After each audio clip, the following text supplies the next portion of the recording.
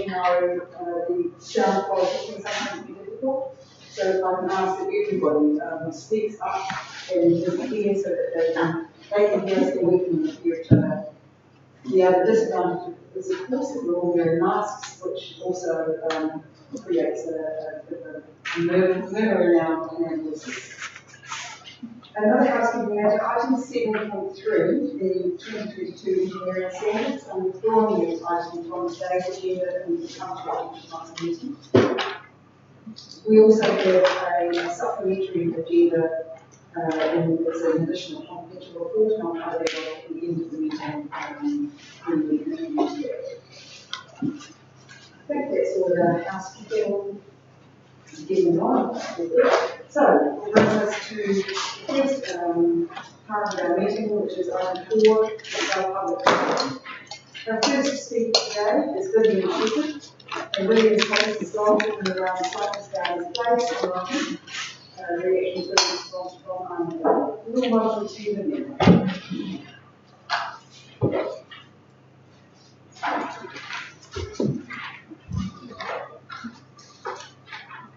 Good morning, this is a formal complaint. Everyone in Whangarei has a dog story. Not good, but bad. Whangarei has a dog problem. This is some of my experience with dogs and dog owners who are affecting mine and others' general well-being. Why do we live in a pseudo dog town? I live in Cypress Garden Place. January 2021, there were dogs barking and roaming on the street off lead. They defecated, urinated and dug up residents' gardens. I contacted Peter Banks and I sent over 131 pages of evidence. Eventually, the dog owner of 7A Cypress Garden Place built a fence as she was about to lose her license to own an animal. Then incessant barking started.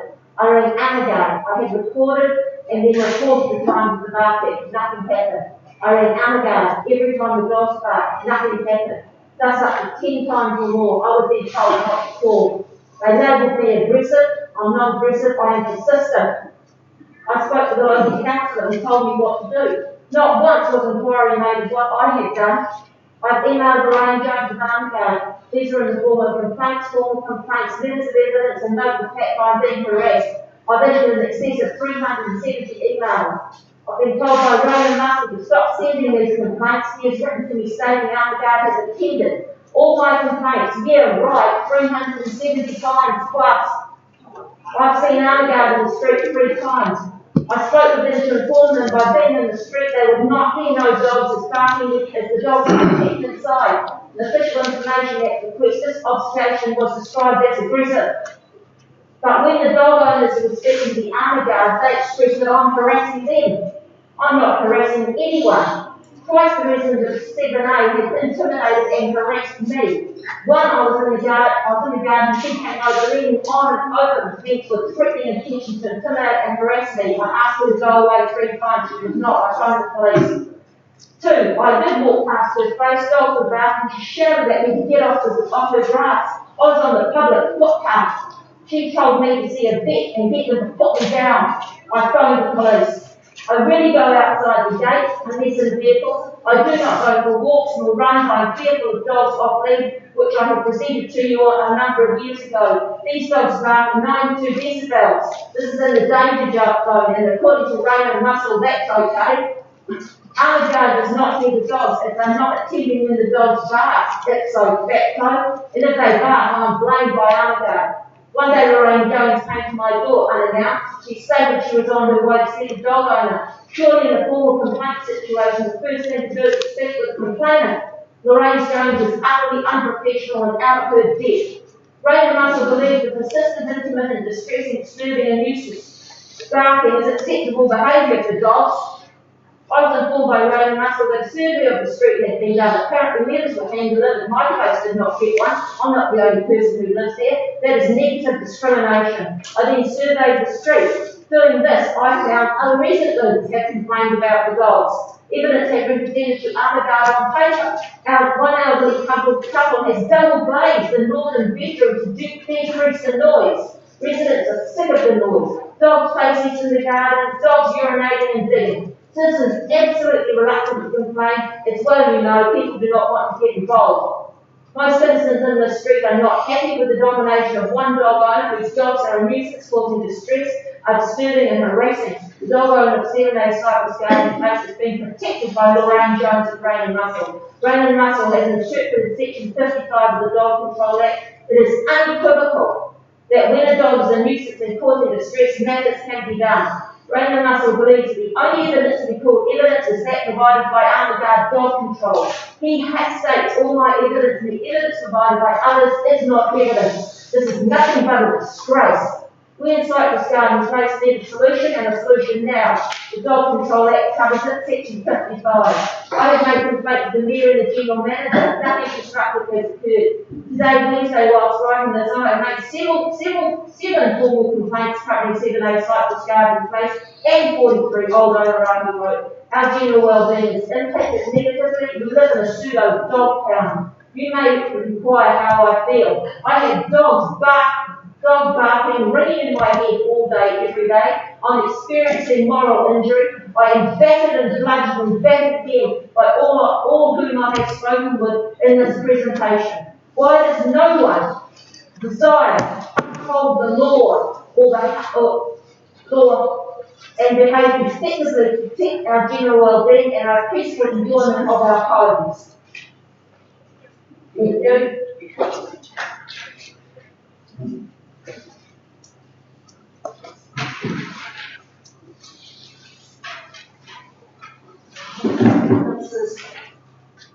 You will note that Vivian referred to a conflict as a means of the staff.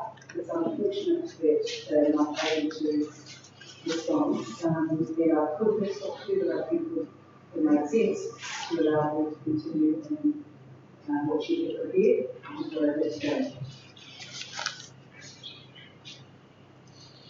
Second is Chair Phil, and there is specific, the request for specific policy amendment to allow government to I'm sure you've seen the information. Okay, here and sorry.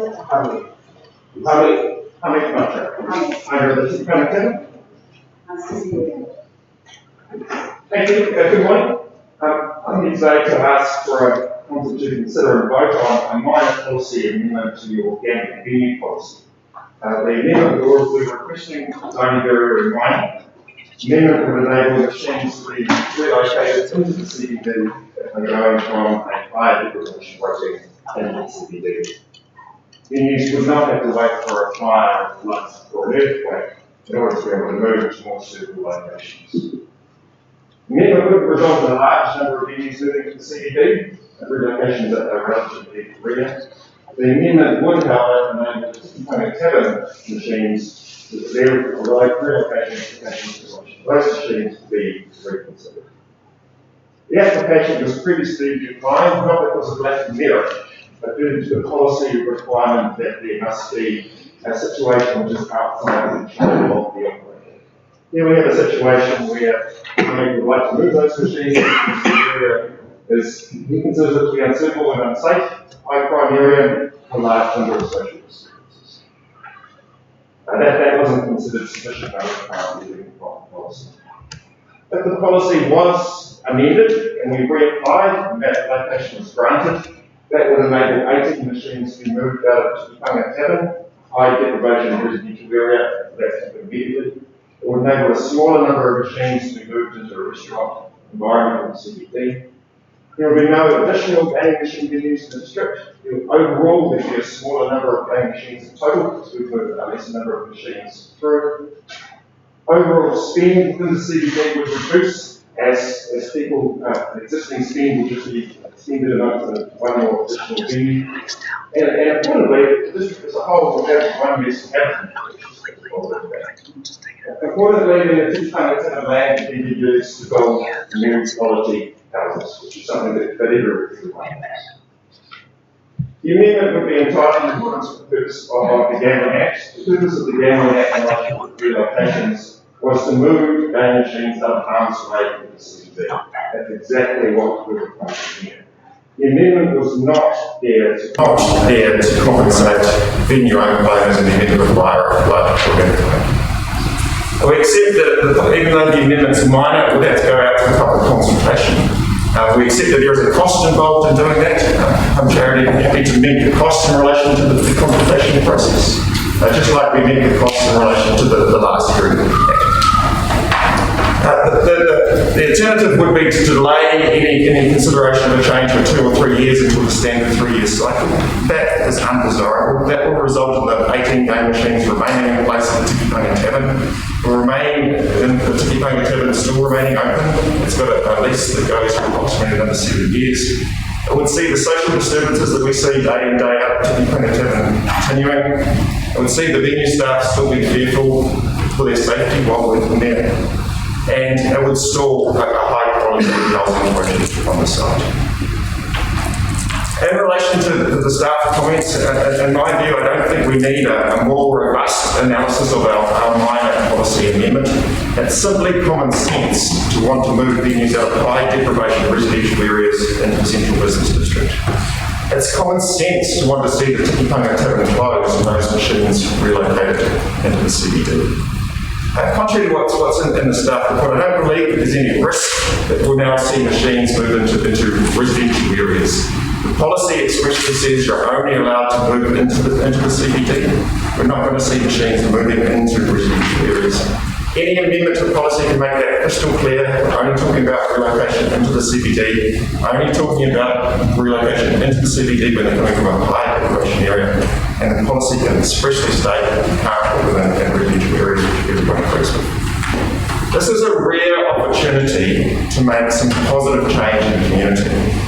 I challenge you to be the councillor that drives by that site in 12 months' time and witness the Tikipunga Tavern demolished and a new housing project going up and say to yourself, I made it happen. Thank you. Councillors, any questions for Joe?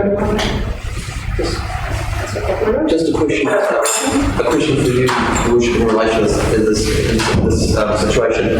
When is just for clarification, when is that gambling policy up for review? If you recall in the agenda for our strategy plan, the government meeting, it outlined that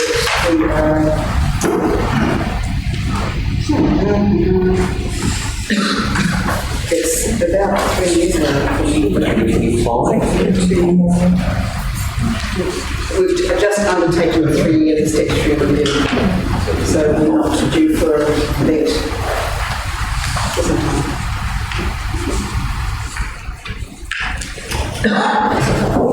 Just for you, I must tell me, gaming machines we're talking about today? There's 18 gaming machines currently at the Tikipunga Tavern. We're looking to relocate 14, 15 or 16 of those into the central business district. Any questions? Thank you, Worship.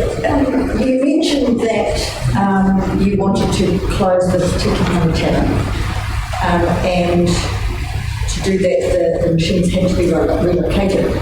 Could you just let me know why you have to locate? Why can't you just close the Tikipunga Tavern? I'm sorry if it's a silly question, but I just kind of thought, do you lease on them? The Tikipunga Tavern is currently a viable commercial operation.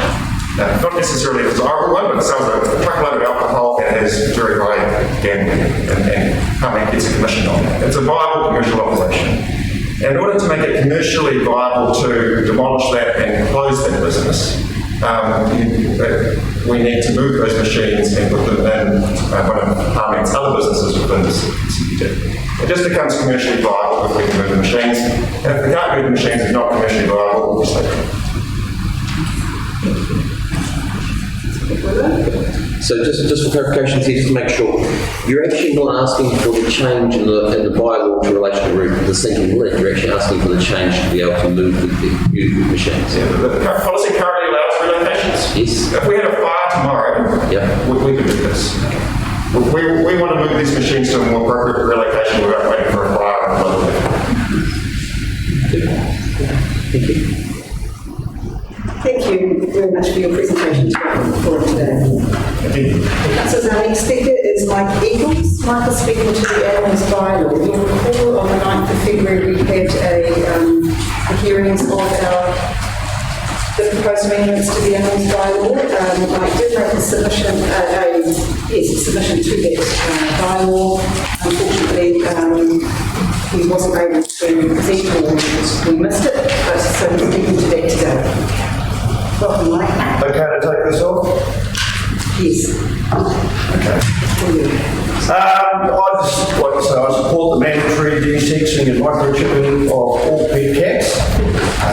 First, I would like to emphasise that I'm not a tree-hugging greenie, far from it. However, I have been to Territory Island, most of the islands, and the Bay of Islands, and nothing sounds better than the native bird song. A couple of examples of what I've witnessed where I live in Whangarei. When we arrived on our property in 1999, there was a stray mother cat before kittens in residence. The mother cat was unbelievably quick. I've seen her take birds out of a tree without even, you wouldn't have been able to shoot them. They were just so quick. I managed to get the kittens, but I couldn't get her, and I had to get her in a Tim's trap with gravy beef in the end. And it was amazing how quickly the bird life improved. And also another thing that I noted a couple of years ago, I was at the top of my driveway and a car came along, unfortunately couldn't get the number plate, and just opened the door and threw a cat out and took off. I never saw the cat, I never managed to nail it, but I get the feeling that sort of stuff happens quite often, and I would assume that they're not microchip cats. So to me, it just seems to be a small issue to some people, but it's a problem that can be reasonably easily fixed. And won't involve dog ranges and freightways or whatever it was. Thank you, Mike. Thank you. Questions for Mike?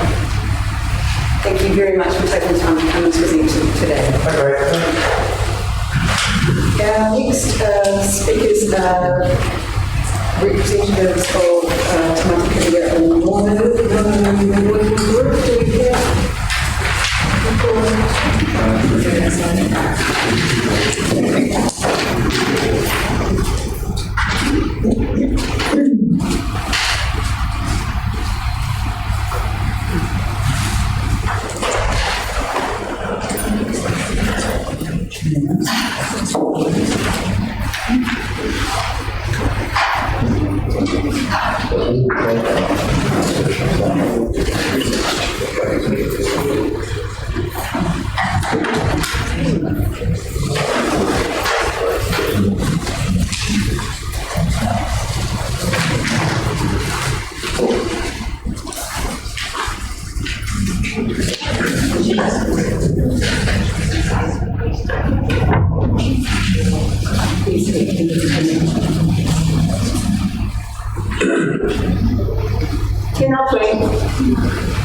Welcome.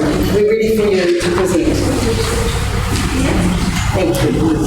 Wherever you're comfortable here.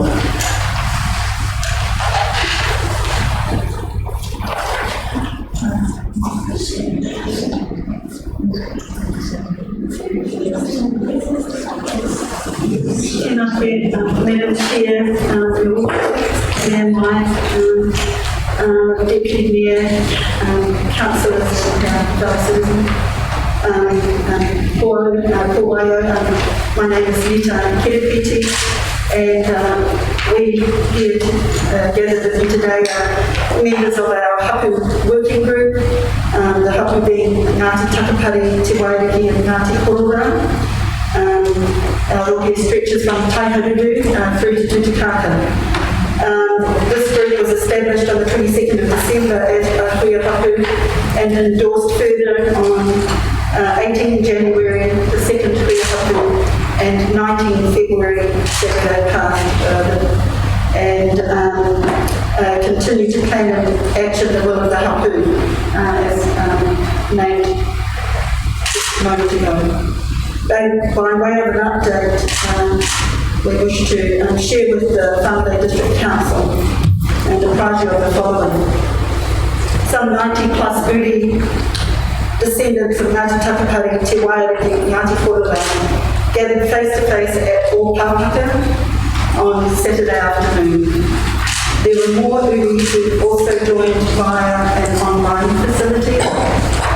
The following resolutions were maintained maintained by those present and online, aligned with the resolutions passed at the Huihapu held on the 18th of January.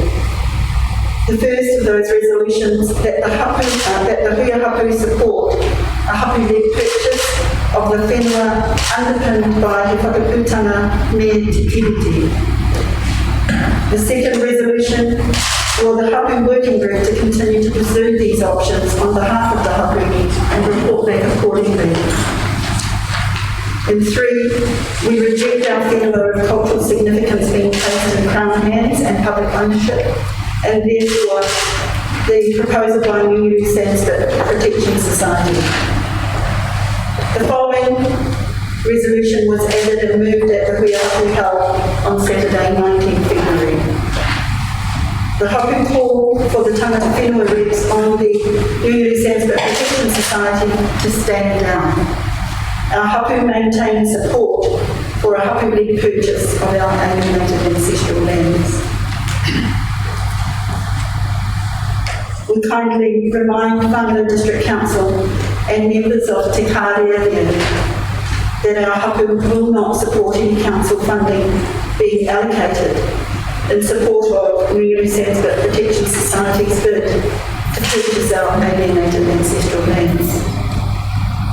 And we trust that you will support our hapu position.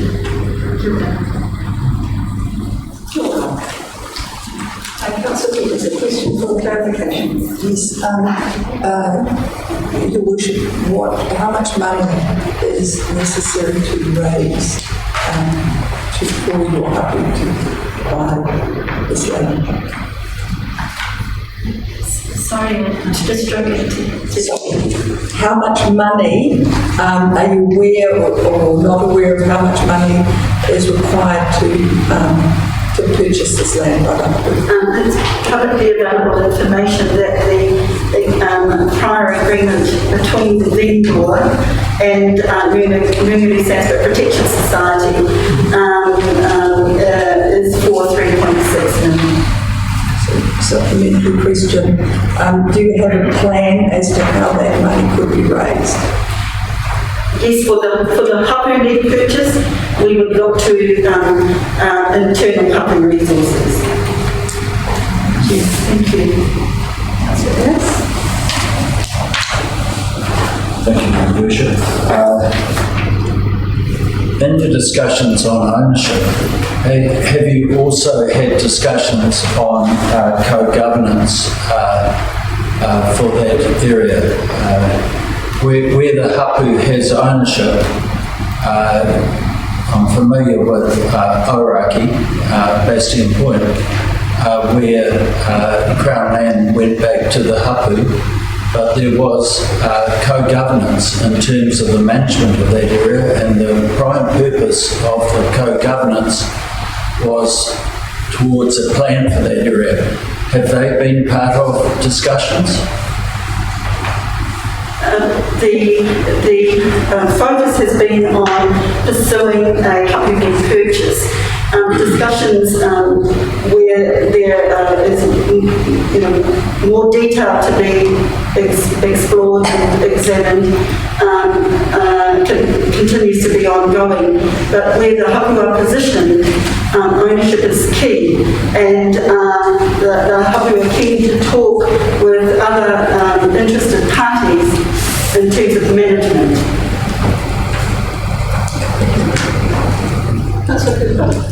Thank you. I was just wondering what timeline you're working towards.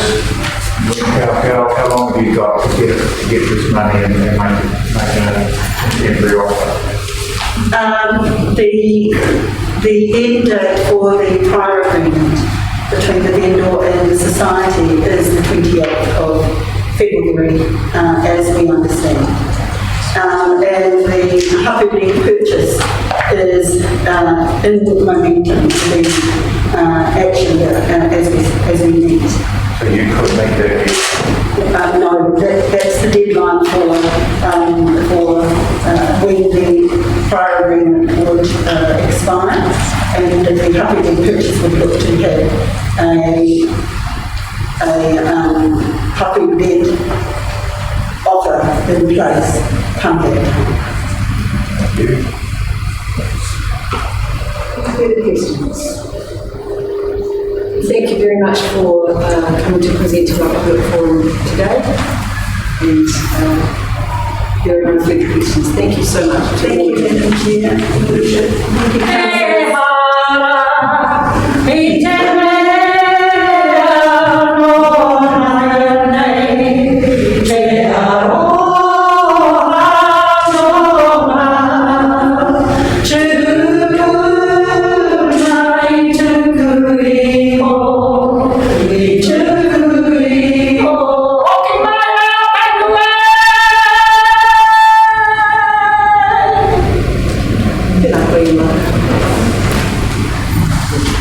Councillors, our next speaker to the public forum is David Lloyd. David's joining us via Teams today. So we will, there he is on the screen. Welcome to you, David. Thank you very much. Can you hear me okay? Yes, we do. Kia ora koutou, ko David Lloyd for Noa. My name is David Lloyd. I'm the General Manager for Companion Animals New Zealand. I appreciate the time to speak to you this morning on the topic of cat management in the Whangarei District. Companion Animals New Zealand recently made a written submission on the Whangarei District Animals Bylaw, and I appreciate that oral submissions have already been heard on the 9th of February, a day that I was unable to attend. However, since that time I've been approached by animal welfare supporters in your area asking me to request a hearing, so thank you for the Council and the Mayor to grant this opportunity to me. Today I'll spend a few minutes talking about my organisation's credential, but also why the Whangarei District Council should include cat desexing and microchipping in your revised bylaw. Companion Animals New Zealand is a registered animal charity and is supported by 6 key stakeholder groups: the Royal New Zealand SPCA, the New Zealand Veterinary Association, the New Zealand Institute of Animal Management, who are the membership group for the nation's animal control officers, the New Zealand Vet Nurses Association, plus Dogs NZ, and the New Zealand Cat Fancy, who represent the registered dog breeders and cat breeders, respectively. We're a science-based organisation, and we take a science-based approach to animal welfare advocacy. My charity also owns and manages the New Zealand Companion Animal Register. The register is Aotearoa's microchip database for all types of pets. It is the primary way cats can be positively identified and returned to their human home. So we use funds from the register to support desexing and microchipping campaigns. We undertake animal welfare research, and we advocate for a better life for companion animals. You may be aware that New Zealand has one of the highest rates of pet ownership in the world, and while my organisation celebrates this fact, the truth is we also have some concerns. In fact, we advocate for responsible companion animal guardianship. That means we would like to see all cats living in a human household and being cared for to a high standard. In other words, being happy and healthy at home. Companion Animals New Zealand advises all local authorities to include cat management in their local bylaws.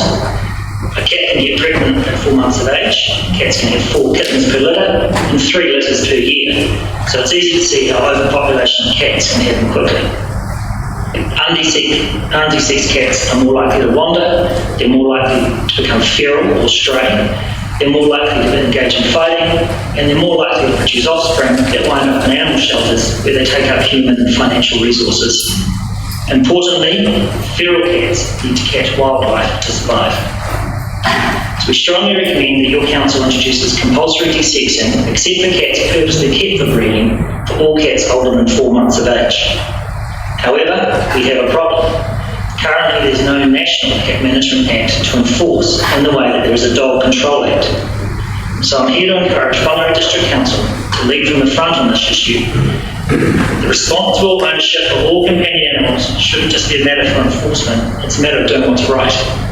Coupled with own education, other councils around New Zealand are making headway in this space, while our organisation and others like us petition central government to implement a National Cat Management Act to make enforcement easier for your contractors. But central government wheels often turn slowly. The Companion Animal Register provides an avenue for identification of cats, Whangarei animal control staff already use our register, so owners of cats will be able to be found and educated about a revised bylaw. As such, we encourage Whangarei District to adopt similar policies to other councils and make cat microchipping and registration compulsory also. Despite a lack of enforcement tools, Wellington City Council saw a 100% increase in cat microchipping when introducing similar measures in 2018. They report benefits to local wildlife, and they appreciate the ability to differentiate between owned and unowned cats. Companion Animals New Zealand supports councils by introducing these bylaws that promote better cat welfare. We provide this support by investing in public awareness campaigns in local media, lowering costs at local vet clinics with microchip and registration promotions, and we can also provide cat management training to animal control contractors. To reiterate, we encourage Whangarei District Council to include compulsory desexing and microchipping for cats over 4 months of age. Despite the challenges of enforcement, these measures would protect local wildlife, help all cats have a happy and safe home, and show leadership of your constituents and central government promoting a culture of responsible pet ownership in Aotearoa. Thank you for your time. Thank you, David. Councillors, any questions for David? Two. Councillor Cooper, then Councillor. I'm going to take this off, David. Thank you very much for your presentation. Concise and good. I'm actually going to ask something of you. You see, if we go ahead with this, there is not enough vets in New Zealand to carry out these jobs. There's a chronic shortage of vets. And those of us who are associated with the industry are finding it difficult to get the government to let them in the country. So can you and your associated organisations please lobby the government to allow more vets in? Because we can put this in place, but if we can't service it, we're stuck. So thank you. No trouble. Councillor Procurement. Through your worship, I'm actually going to ask a clarifying question, not a statement, as what we're asked to be done here. The clarifying question is, David, with your presentation in that, how many vets in Whangarei are joined in with your network?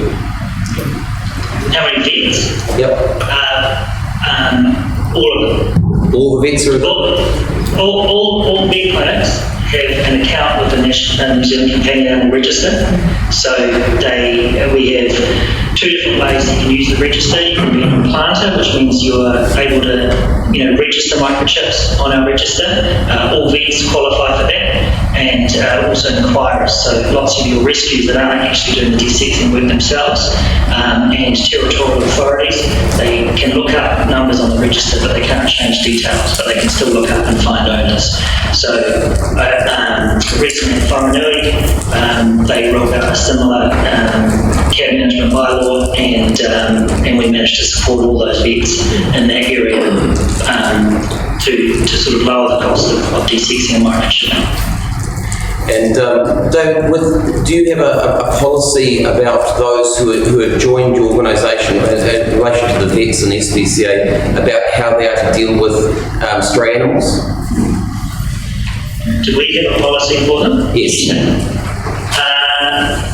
No, but no, we don't. And I know that SPCA take a very different approach to other animal rescues around stray animals.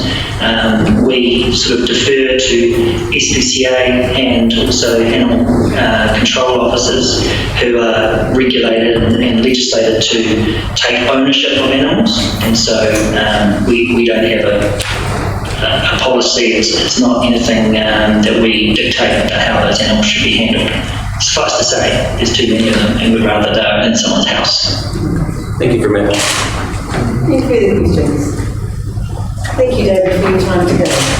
Thank you very much.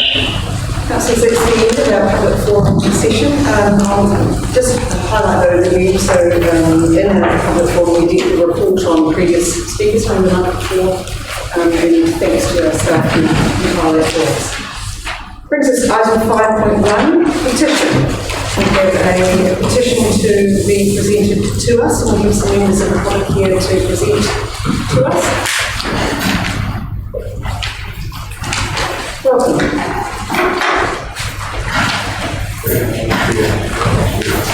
Kia ora. Kia ora. O te atua karawa, ka hori a ki a.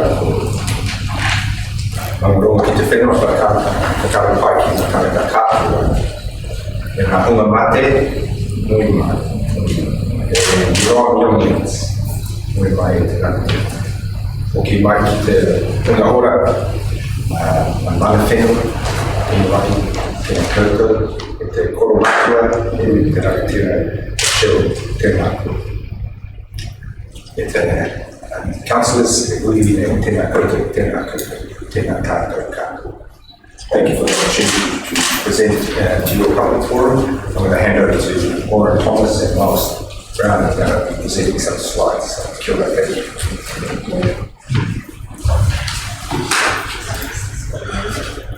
Warren Miles today is going to tell some presentation for us for the petition.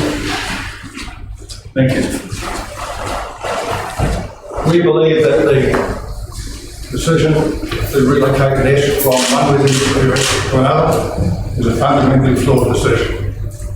In 2014, with only one left operation helicopter, the decision was made not to shift. Why? Because of the noise impact and because of the uncertainty associated with the future airport. Now, in 2022, with having 3 operation helicopters, and some more uncertainty around the airport with you as the council now buying future airport sites, the decision is suddenly acceptable. I find that strange.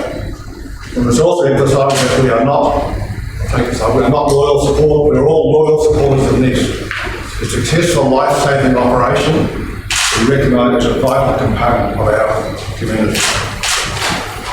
We believe the next nest for NEST is not overrated. In your meeting in November, it triggered 4 events. It triggered a meeting of local residents who were mostly opposed to the relocation. There was almost 100 people at the meeting. Catherine organised the petition, which has been tabled today, from another 350 residents of Whangarei. We have made an application to the Ombudsman over the legality of the procedures used in that special meeting. Our interpretation of the Local Government Act may be a little different to yours. And we've also had a meeting with Bob and some NEST people to table this agreement. We were told it was a done deal.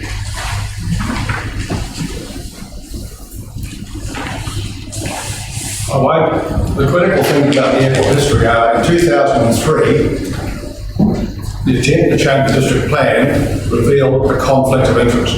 How could you, as the owner and operator of the airport, police yourselves? So the commissioner that was appointed, his recommendation accepted by council led to the development of the noise management plan. The underlying principle of that noise management plan was transparent consultation. The other element about this plan, recommended by the Commission, is critical. It's binding on the council. We've had no consultation on this issue at all.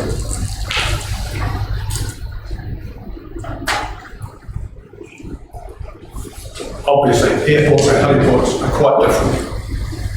When you apply the best practice design standards, you'll find the noise allowed for helicopters is lower than aeroplanes. They operate differently. They fly to the wind, not to runway. They're more noisy. Especially when aircraft take the noise with them, but helicopters leave it behind. Rescue helicopters also run, of course, 24 hours a day. With NEST estimating about 1/3 of their flights are at night. In addition, full helicopter servicing, as we understand is the NEST aspiration, is going to add all sorts of hover training, noise, engine testing, and so on into that airport environment.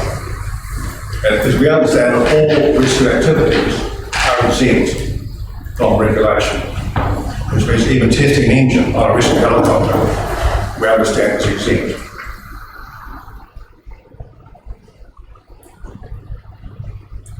We also understand that some of the, if NEST come to Whangarei, that a lot of their activities there would not be ideal. They're talking about having to build some sort of hangar that's transportable, they can take away when the airport shuts, incurring extra cost. They also talk about having to manoeuvre the helicopters to and from the main runway in order to take off and land. Then we were invited to have a meeting to discuss what limits should be put in the operation. So obviously practical limits on pilot training, maintenance and so on must also curtail their operation at the airport. And they had a business plan to train lots of overseas pilots, generate revenue for themselves. That'll be a complication for Whangarei. We see Whangarei as the seaside jewel of Whangarei. It's also, you can see from the photograph, a unique airport. It has housing, residential, living one, hard alongside almost every boundary of the airport. Most airports in New Zealand have a rural or commercial land as a buffer to attenuate the effects of an airport. Whangarei Airport has historically operated as a daylight airport, and very, very few flights at night. And the imposition of night flights with noisy helicopters we see as a huge burden on the community. And that burden will be increased by the full servicing of all the helicopters and all the attendant.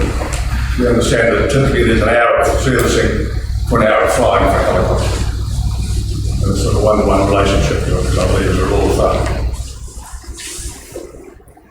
We think there are some other adverse impacts to the well-being of Whangarei residents.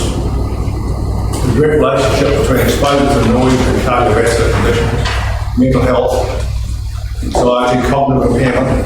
That was a WHO publication in 2011. We see the council is simply repeating the Kingdom experience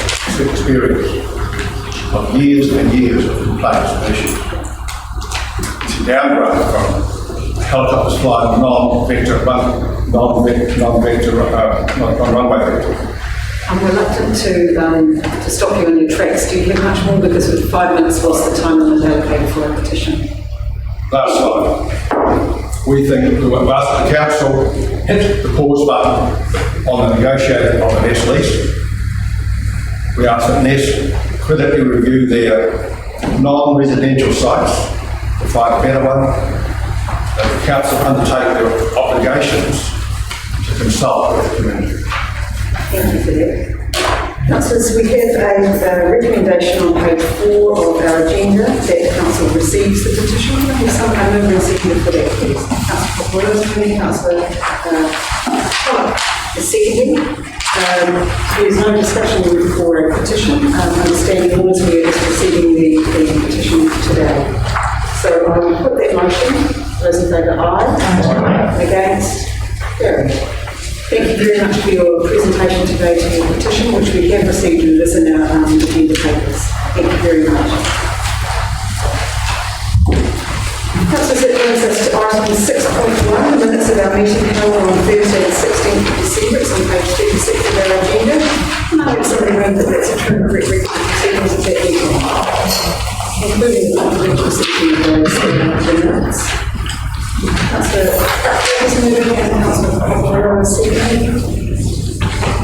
Any corrections or amendments required to those minutes? I'll put that motion. Those in favour, aye. Against? Oh, there is actually one correction on page 39. Sorry? There's a correction on page 39. It says Councillor Anna Murphy and it's got number 6 beside my name. I don't know why. That's 39 on the electronic. Just refer to you as Councillor 6. Thank you for that correction. I'll put that motion. Those in favour, aye. Against? Carried. Would you mind, councillors, if you could speak up so I can hear you when you're saying your ayes or your noes? Item 6.2, page 48, the minutes of our meeting held on Wednesday the 9th of February. Can I say you move that there are correct record of proceedings of that meeting? Councillor Popolo, Councillor Peters, any corrections required? I'll put that motion. Those in favour, aye. Aye.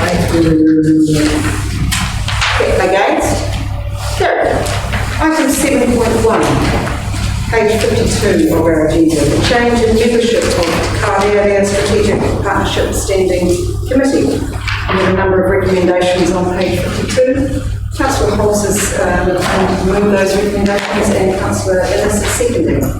Councillor Holmes, would you like to read those recommendations? Thank you. Okay, one recommendation that the council rescinds the following resolution of council on the 16th December 2021.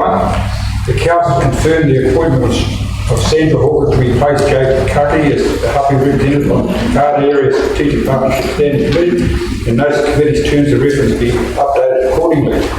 2. Note that a process to appoint a new member to the Card Area Strategic Standing Partnership Committee was undertaken by Tahunga. And 3, confirm the appointment of Mike Cocky to replace Sandra Hawkins as the Harper representative on the Card Area Strategic Partnership Standing Committee, and notes the committee's terms of reference will be updated accordingly. And just speaking to that resolution, as we all know Mike, he's been around for some time, he's been really proactive and helpful, and we welcome him onto the committee and look forward to his input. Thank you very much. Councillor Holmes, any further discussion? Councillors, just to note that it was due to unforeseen circumstances that Sandra Hawkins was no longer able to available to fulfil that role, and there has been an appropriate process for the appointment of Mike Kake, and I concur with Councillor Holmes' comments around his value that he will be adding to our partnership committee. Any further discussion? I'll put that motion. Those in favour, aye. Against? Carried. Item 7.2, the Housing Strategy Council Co-Government Subcommittee, page 54. Councillor Procurement has his pen up. Yes, Your Worship, I'd like to actually move a different motion if possible. I will read it if that's okay. Yeah. Do you mind if I take the mask off while I read it? Okay. So it's entitled the Housing Strategy Council Co-Governance Subcommittee. We have 1. Appoints Arangi Kawati, Janelle Beasley and Whangarei Bruce Kingi as the Hapa representatives on the Housing Strategy Co-Governance Subcommittee. 2. Adopts the final terms of reference for the Co-Governance Subcommittee attached as 1, subject to the subcommittee purpose and delegations being amended as follows. And the purpose: to direct the strategic responsibilities of the housing strategy. The Co-Governance Subcommittee will formulate plans on how the Whangarei Housing Strategy will deliver housing outcomes through Council's regulatory and non-regulatory levers. And then under delegations, where it said adopt the final Whangarei Housing Strategy, that to be changed to oversee the preparation of the Whangarei District Council Housing Strategy and then make recommendations to Council to adopt the strategy. And Carolyn does have it there as a printout. And distribute that to all councillors, just so that we can have a look at the recommendation, reading of the recommendation.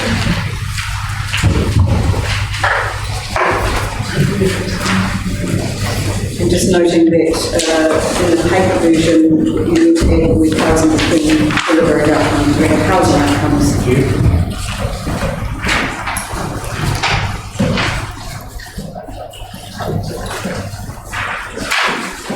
And we should probably write, we should actually say Whangarei housing outcomes. Because this is in relation to the Whangarei District Council.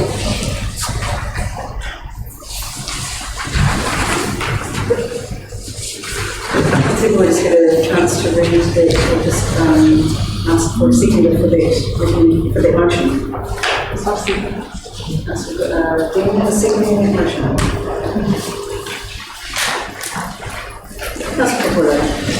Your Worship, we understand the passion and commitment by a lot of councillors to get this project up and running. We understand that. We understand the need of actually having a housing strategy in Whangarei and actually looking at all of the housing issues, not just for Hapu or not for Māori, but actually for the whole of the community. The original motion, the purpose was looking just at Hapu or Māori, and I personally see there is actually a need amongst our whole community, not just a selected few.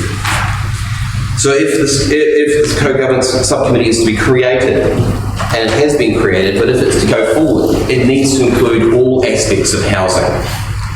So that includes pensioner housing, that includes how our council deals with building regulatory systems to make things easier, all of this type of process, and how to get housing a kickstart into Whangarei, because that's really what it needs.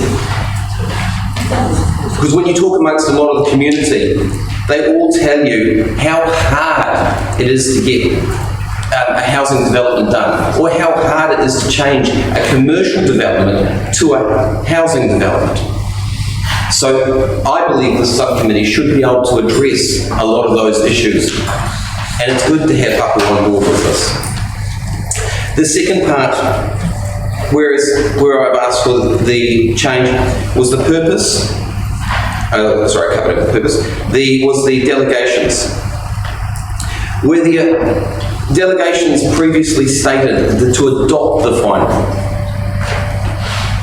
As with all council subcommittees that we have in this Whangarei Council, and as we have done several times, we have brought things back to council with a recommendation for the full council to adopt. And I will remind councillors of the Local Government Act 2002, Section 39A and B, which actually says a local authority should ensure that the role of democratic governances of the community and the expected conduct of elected members is clear and understood by elected members and the community. And a local authority should ensure that the governance structure and procedures are effective, open and transparent. By including all councillors for the sign-off of this document, you are making this 100% transparent to all, not just a selected few. So we need to be able to go forward with this in a process which includes all people, all councillors, all of our community. And that is the reason for the motion being moved forward.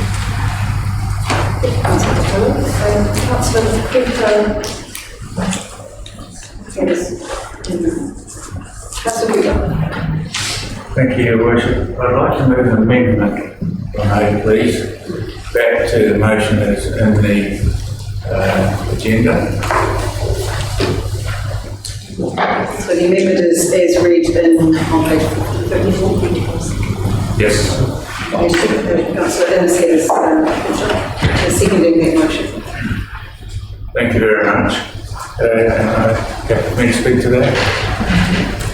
It's, I hear what Councillor Cocker has said, and he's put forward a couple of arguments which I think we should explore a little more deeply. The first one is that the housing strategy is for all housing in Whangarei. And I wholeheartedly agree with that, and as a elected member on the subcommittee that was dealing with the key responsibilities and the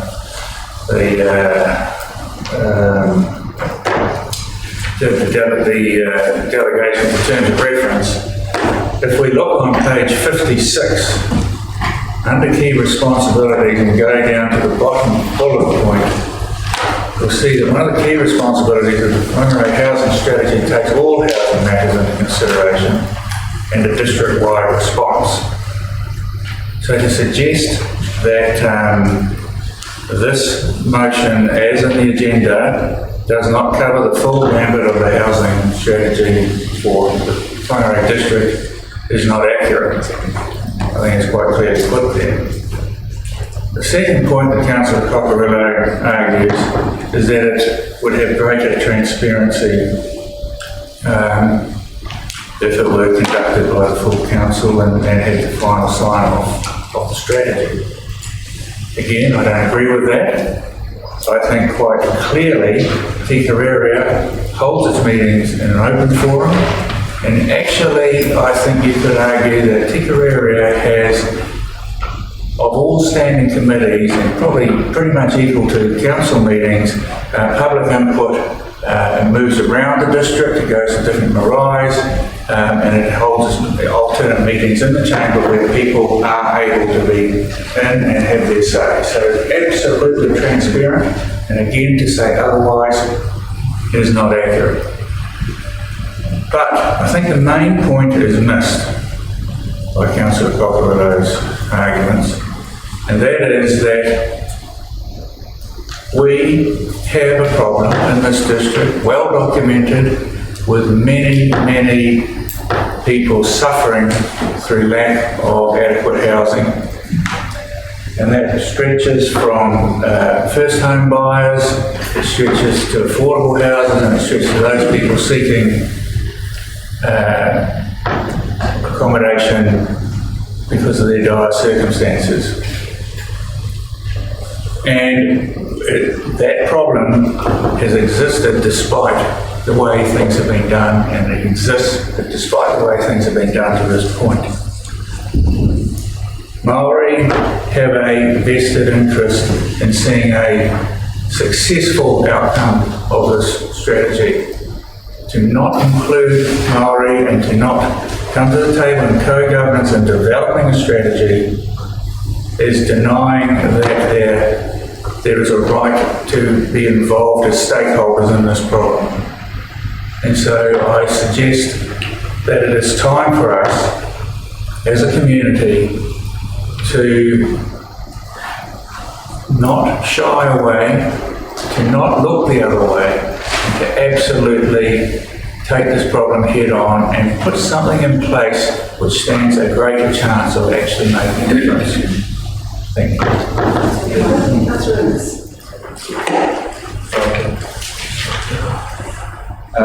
Thank you, Your Worship.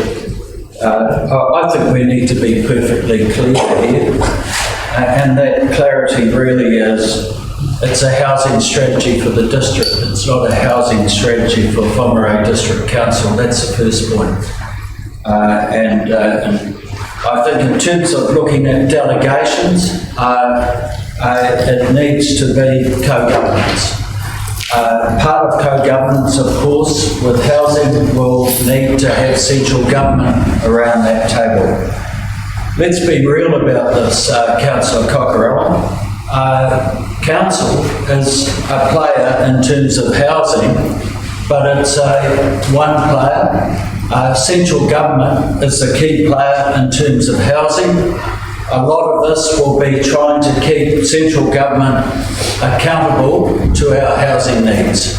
I couldn't see any better mechanism to have a co-governance approach to housing and a subcommittee that would actually engage with central government. I feel that this will be absolutely critical to address the housing needs for Whangarei. We know through submissions that we've had that housing is a key issue.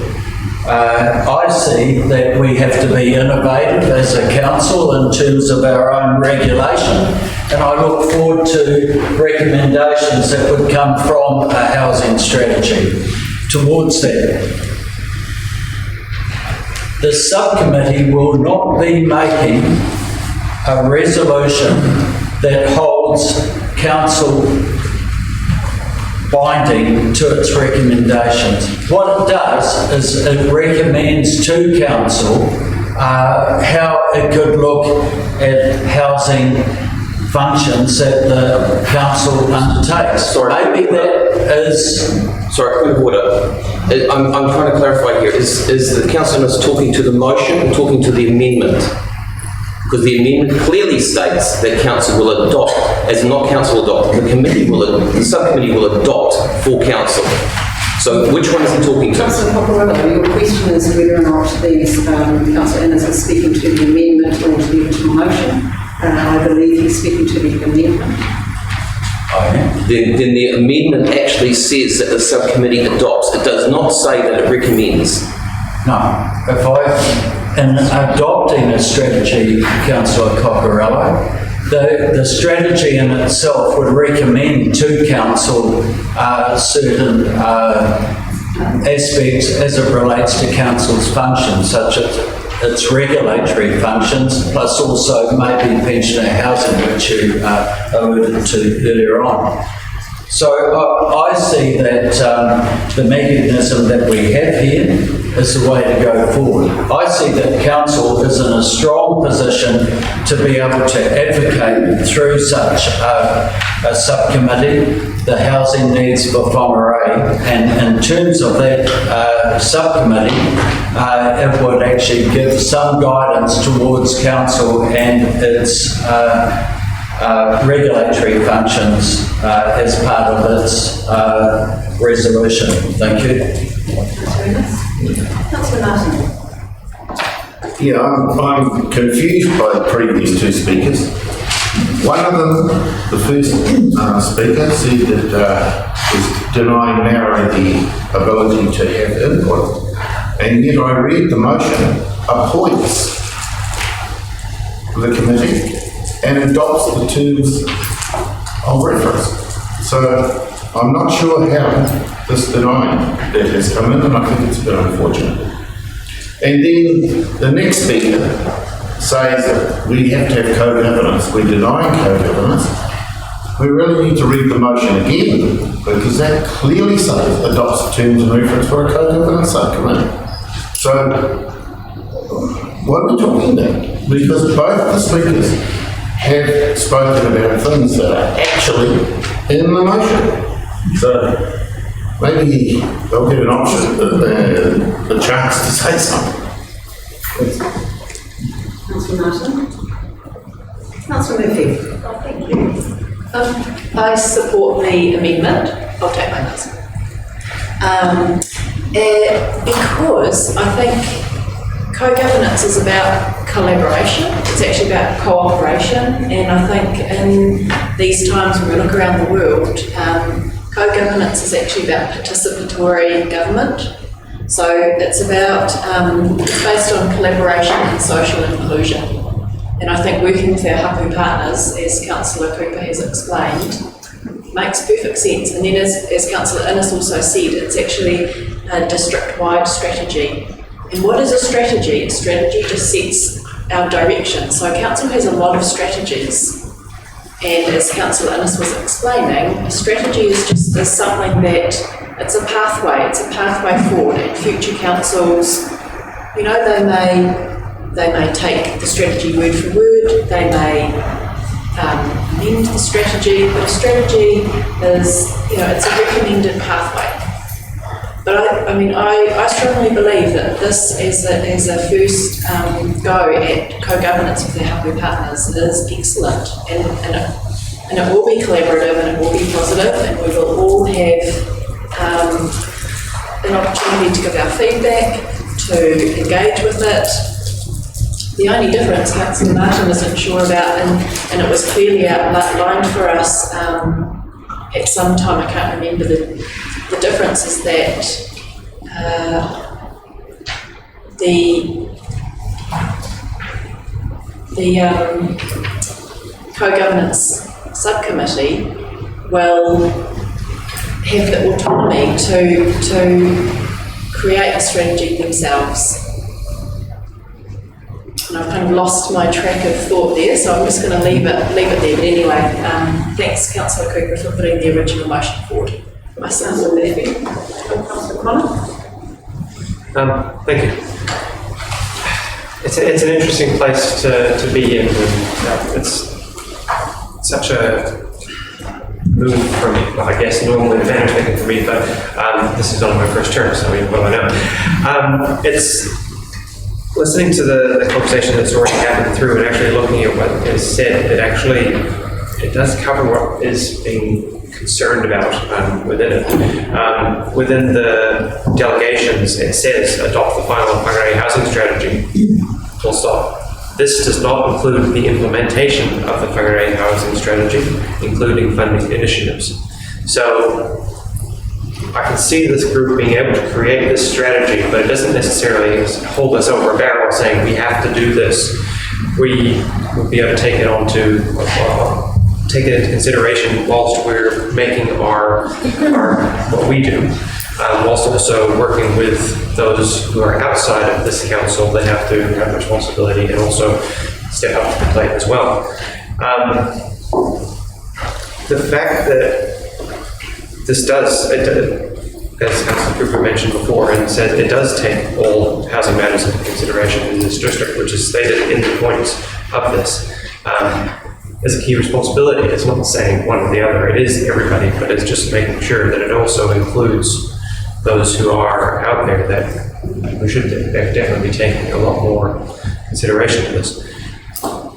One thing that I am concerned about, just in keeping with it, is the fact that there are only 6 members on this. Whilst we have a group of 14 people here around that make decisions, that's even less than what we have to do to be able to get things across. I have no issues with co-governance. I have no issues with the members that are appointed to this. No issues whatsoever. My concern is only that there's only a few. But I also don't quite fully understand. I've overheard things about where other strategies and things have less people, or it's a staff matter where I'm not too sure exactly. So that, if that could be clarified, that'd be fantastic. But yeah, that's realistically my only concern with that. So the question was, I overheard you wrote the other day saying that in other places these are in place in other official rather than elected member position, I guess. Or if you could clarify. So I understand. Through you, Madam Chair. So this council has traditionally, either through committees of the whole or through direct council, made its decisions that way. There are other places, and the statute allows delegated decision making, either to staff, to subcommittees, and things like that. So this is while this is something we haven't previously done in the past, this is not unknown in other councils. Councillor Peters. Firstly, I'd like to thank the staff for crafting what we have already as our key responsibilities, and I think they've done a good job. I support Councillor Cooper's motion. I'm also heartened to see that all people that have spoken, including Councillor Cockburn, see housing as an important issue, and that we have some part in it. And so going forward, I take great heart in that, because I think that unless, as Councillor Innes points out, we all work together, and that really weights towards co-governance. Unless we work together, we are not going to actually make much of a dent in the housing issue. So, in summary, I support Councillor Cooper's motion. Councillor Cummins. Thank you, Worship. I think the main nub of the whole thing is not about housing. We all agree about that. We all agree with the recommendations, but it's really, I think, the issue for us, and it's something that Councillor Connaught just alluded to, is the notion of delegation to a subcommittee, the adoption of a council strategy. That's the nub of it, where, as Councillor Connaught said, it's a minority of councillors making a decision on behalf of full council. And as the CE said it's something that this council has never done, and in fact, that's why we have committees of the whole, because as one council once said to me when I first started, it's because we don't trust each other that we all have to make all these decisions together. But other councils do operate as the subcommittee, though in my experience it always goes back to full council for adoption, and I think that's the distinction here, and that's what Councillor Cucurulo is picking up on. That it gives the subcommittee full responsibility for adopting a council strategy. The co-governance issue is another issue, but I don't think that's the core issue.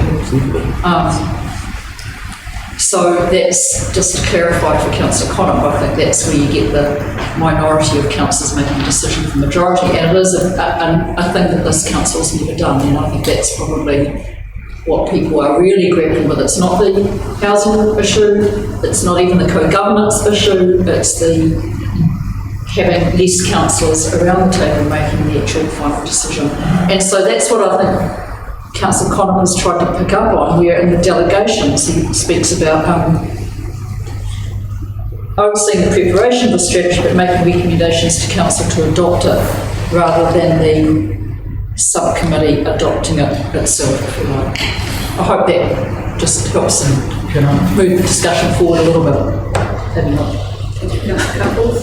I will remain with standing orders, and you have spoken. That was a point of clarification. If you have a point of order. Or point of order.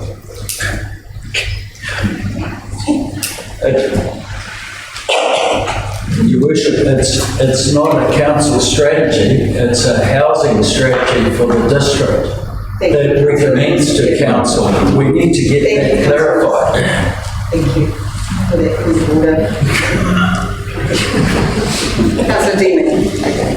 Thank you, Your Worship. I don't need that clarified. Thank you. I can see that it is a district housing strategy and it's incorporating other points of view, which is great.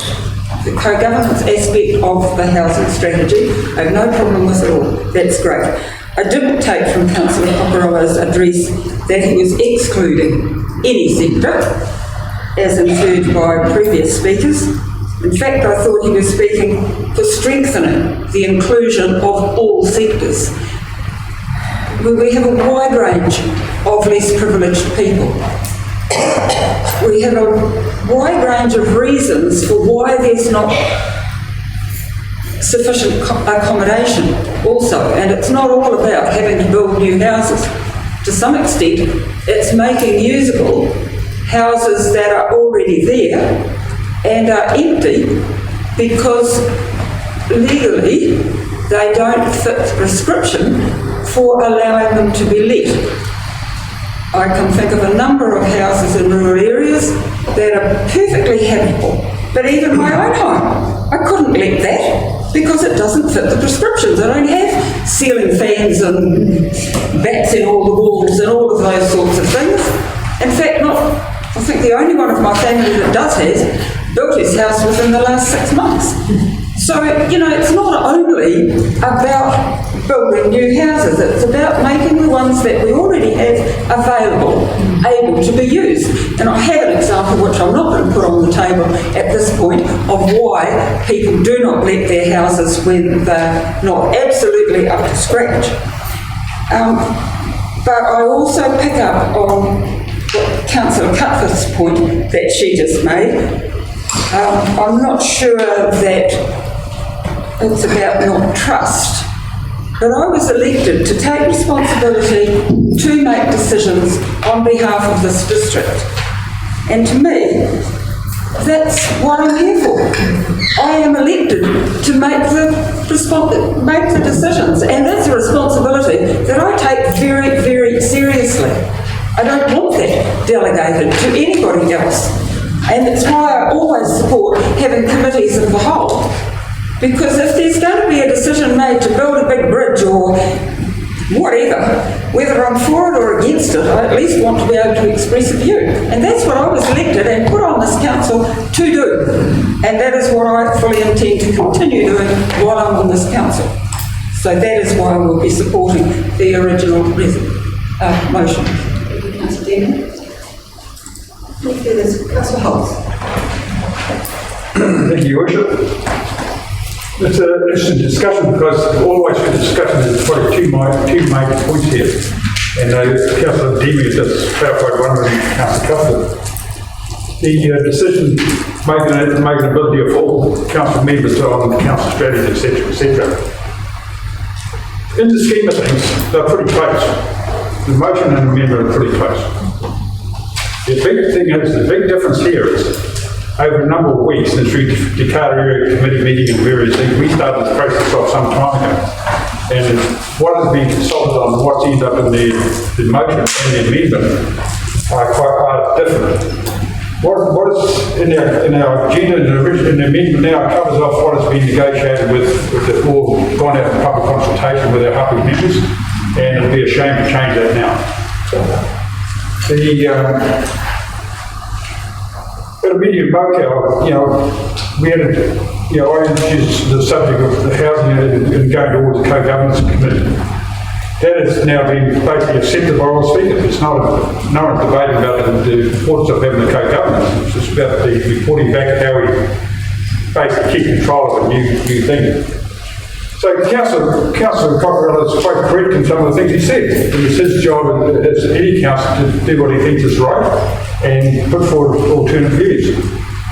But going back to the Mokel one, I was actually blown away about the input by members of that meeting. I've been really impressed by Councillor Beattie and his leadership on this, and I also I'm really impressed about how simple the terms of reference are, which is really great, because it's up to that committee to actually find out things and work through the process. Another thing is, we had the Carter Area meeting here last week, and we're talking about things, and we're making really good progress on a number of things. And this co-governance is a huge step forward for council, huge step forward. But I also said that be brave, because change will not happen unless you're prepared to change. And we all know we've got to change about the housing strategy, because what's in place at the moment is not working. So there's basically nothing in place. So, in saying that, I think both speakers, both the move with the original motion and the amendment have made some good points, but I'm going to stick with the commitment I make to the Carter area and to be brave, and I'll get a vote on the amendment. Any further speakers to the amendment? Yes, Your Worship, I'd like to speak to the amendment, please. It is interesting how the discussions are going on here. The original motion was not talking about co-governance, was actually saying it's all part of it. The original motion was highlighting that we needed a housing strategy. The original motion was actually talking about bringing everyone together. Yet the amendment is highlighting and segregating people by race. And I will read the amendment. It says support hapu and community housing. Does not talk about how to deal with commercial places. Does not talk about how to deal with people who might be mentally ill. Does not talk about the requirements put down by central government. Sorry, point of order. I'm just, Councillor Cockrell, I said the terms of reference. Sorry, I'm choking on that. You said something about, what did you say? I can't see it in the terms of reference. Your point of order, I'm so sorry. Your point of order is questioning Councillor Cockrell's reference to the purpose, which is the purpose in the original document on page 56. Yeah. That's what he is, I believe, referring to. Carry on, Councillor Cockrell. So as you can see, councillors, the amendment that's put up is actually taking away a lot of the responsibilities that we have as a council. The amendment that's put up talks about adopting a final Whangarei housing strategy. It doesn't talk about making a recommendation. It doesn't talk about transparency, which a councillor has admitted that this is what he's standing on for mayor. It doesn't talk about any of that at all. It talks about adopting a final strategy.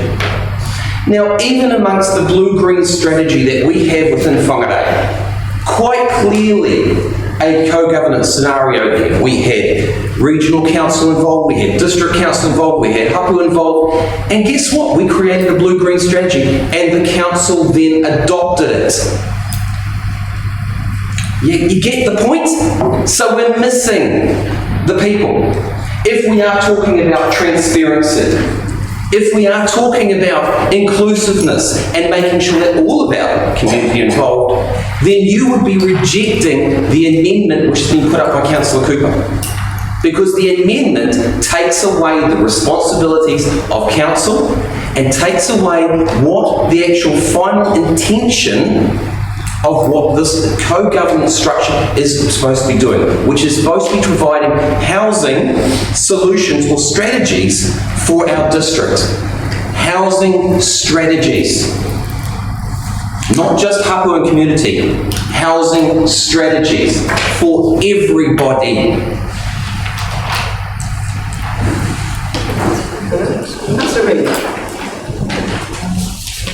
Thank you, Your Worship.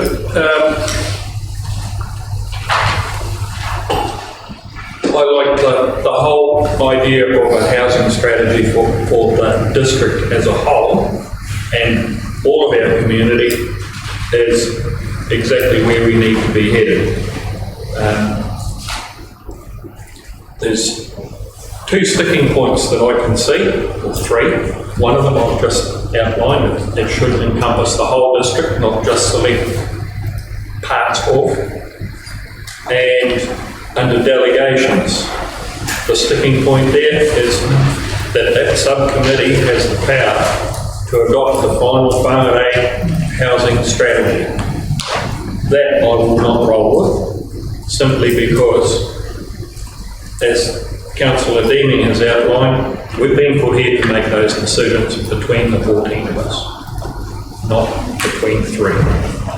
So, make recommendations to council to adopt the strategy. That is where we need to lie. And with that, I will be backing Councillor Whangarei's motion.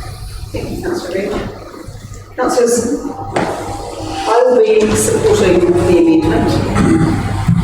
Our decision point came when we decided to invest ratepayer money into our long-term plan to develop a housing strategy. That was when our decision was made. We then have worked through how the housing strategy will be developed. And we have worked hard, you'll see in the commentary of our agenda, the number of times that we have met, and we decided that this would be an opportunity to have a co-governance subcommittee. We worked hard on the membership of that committee, and we worked hard on the terms of reference. It's been co-designed.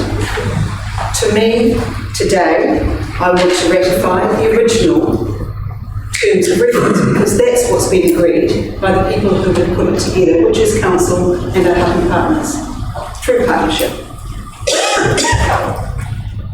We delegate decisions all the time. You'll see in our delegations register coming up, we delegate things to staff all the time. We delegate to committees.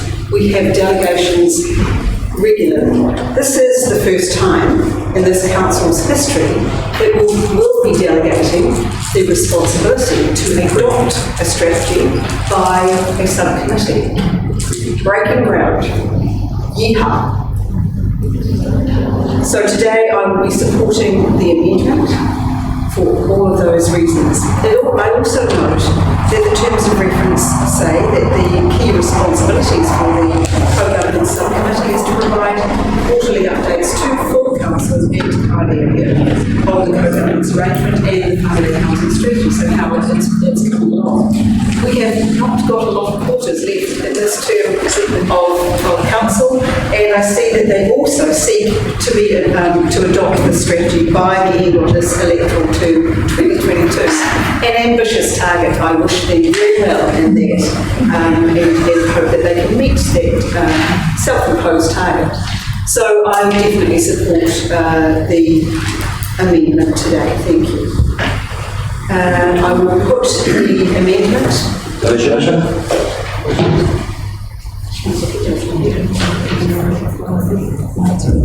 Councillor Cockerill, did you wish to make your right of reply now or after the amendment? After the amendment, please. Thank you. So I'll put the amendment. Councillor Clifford, do you have a question? Do I have a vote reply? I was a member of an amendment, no, I'm sorry. I could quote you a standing order, but I can't remember that. Councillors, I will put the amendment. Those in favour, aye. Madam Chair, I ask for a division. Oh, I do beg your pardon, Councillor Cockerill. I'm confused about rights of play. A division has been called for by Councillor Cockerill. Those in favour, please raise your hands. Councillors Cooper, Pulse, Murphy, Peters, Connor, Innes, and Her Worship the Mayor. Those against? Councillors Golightly, Deeming, Cockerello, Martin, and Reid. And those abstained? Councillor Cutforth.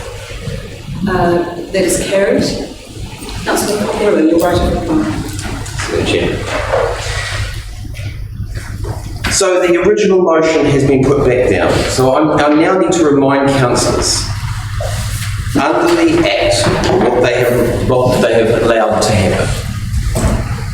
Local authority shall ensure that the role of democracy governance of the community and expected conduct of elected members is clear and understood by elected members.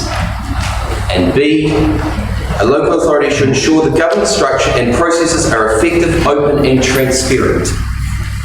So going from here, throwing this motion that you've chosen, you now need to make sure that it is 100% transparent. Because if the councillor goes off the rails, if a member of the committee goes off the rails, there is nothing to hold them to account. They can actually run the committee themselves. I make that you aware of it, and I make you well aware that transparency has been excluded. I'll put the motion. Those in favour, aye. Aye. Against? Against, recorded please. Record mine, please. Councillors Cockerill, Deeming, Golightly, and Martin and Reid, which their votes against to be recorded. That is carried. This is item 7.4, forum redevelopment, page 16 of our agenda, and Councillor Cox is there. Honestly.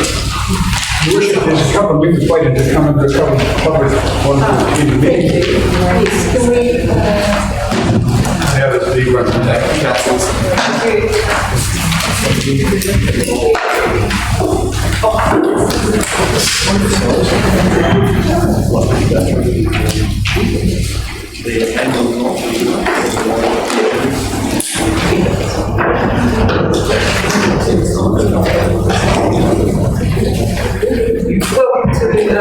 Welcome to this item. Councillor Cox. Okay, thank you, Your Worship. So I'd like to move that the council approves the draft charter for the party for the redevelopment of the Four North site. And in our agenda, it's got for execution once the other parties are in agreement, is the point I'll speak to. And 2, authorise the Chief Executive to make minor corrections or changes as needed, provided the intent of the draft charter and the Whangarei District Council position is maintained. And I'd like to add a 3.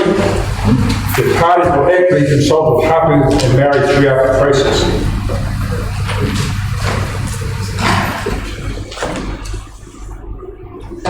Councillor Hills, can I just check prior to moving that, did you want that aspect of it to be included in the charter? Or are you just wanting that as a separate? I think it's all right, just as a recommendation. Because with this further, I'll talk to them. Madam Chair, can I just have a clarification of the questions, the statement on number 3, please? Once the motion has been moved and seconded, then we can have some discussion on it. Are we able to pass the... No, I'm sorry, Your Worship, I need to hear the question. I actually missed half of that question, so could I hear the question again, please? Oh, my question? No, the statement, number 3. I'd like to hear it again. That's all right. The parties will actively consult with Hapu Maori throughout the process, which is, we have to do anyway. So are you happy to note that item 3 without it being distributed with that wording? Yep. I just need to know that the councillors are so Councillor Hoss, you're moving that, and Councillor Cutforth is seconding. So just to clarify on the same slide, so everybody can write it down. Item 3 is that parties will actively consult with Hapu Māori throughout the process. It's been moved and seconded. Councillor Fox. Okay, thank you, Worship.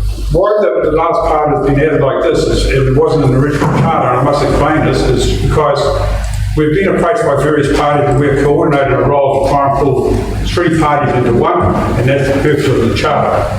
At that stage, the role of who is to engage with Hapu hadn't been defined. Is it going to be a consortium? Is it going to be separate ones or whatever? So what we're saying here is each party has their own contacts through Hapu members, and they will make the appropriate changes until we get to a state where we hopefully can get to a memorandum of understanding that's more formal. So this agenda item is to explain that it's got a charter that's been made up and looked at by parties. Both the other parties have come back very positively on it and are very supportive of the way forward. So at the moment, that's what I said in number 1. Though our agenda's got that last part of number 1, we've already had approval given to us by those 2 parties, Four North Trust and the Polytech, So we're very much in the initial stage of putting the development together, so there's not much more to report. We look forward to working really, really positively. I think Councillor Cuthbert will speak out for me and just add a few things, but this is the way forward. It's a starting point, and we pass this today. It's a good step forward. I will. I always follow this. Well, I was thinking actually that since this is my last term, that my enduring legacy to Whangarei was going to be 2 bus shelters. But now I think I'm rather hoping that that this, not my legacy, but I'm really, really pleased to see this project proceeding at some pace, actually. And I think the members of the public will be really, really pleased to see now.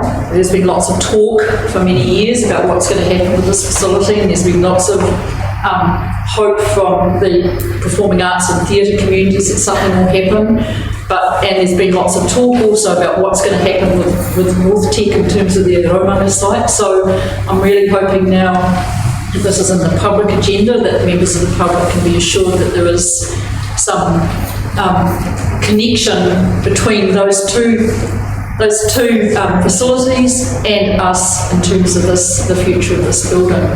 So I'm really, really pleased that years and years of sort of not been quite sure what's happening, and certainly for the Four North Trust being standing quietly and politely, I've always felt waiting for their time in the sun after a number of other projects have happened, that this is finally one we've put a stake in the ground in terms of our recommendation, but now really seeing some movement forward, and the connection with North Tech I think is just something, and broader than North Tech in terms of the tertiary sector, hopefully.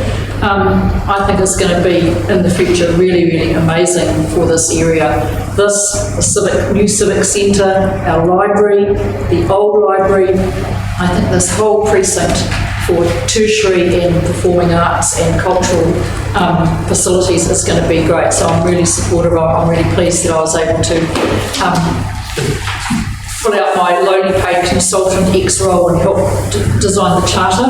And I do look forward to the next step, which will be putting together an MOU between the parties and the role that council can play in facilitating and guiding that process. So I'm really pleased, and I hope all councillors will unanimously support this by acclaim. 222 days to go. Thank you, Councillor Whangarei and Councillor Dean. Your Worship, I have a question here, and it may be a question that only the mover of the motion can actually answer. It's a technical question in relation to the wording that he's actually using as point 3.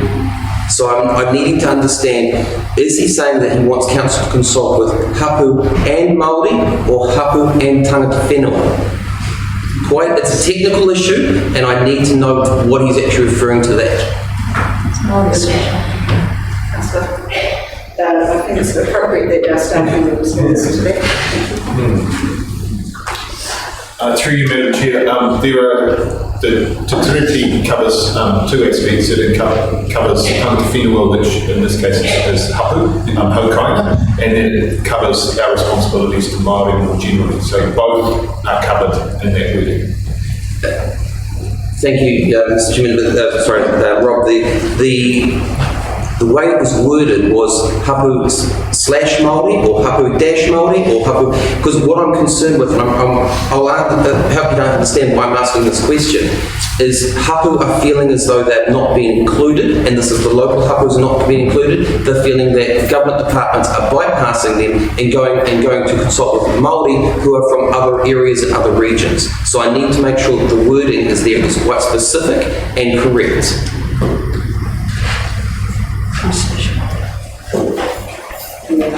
I believe that with the inclusion of hapu / Māori, it is well and truly covered.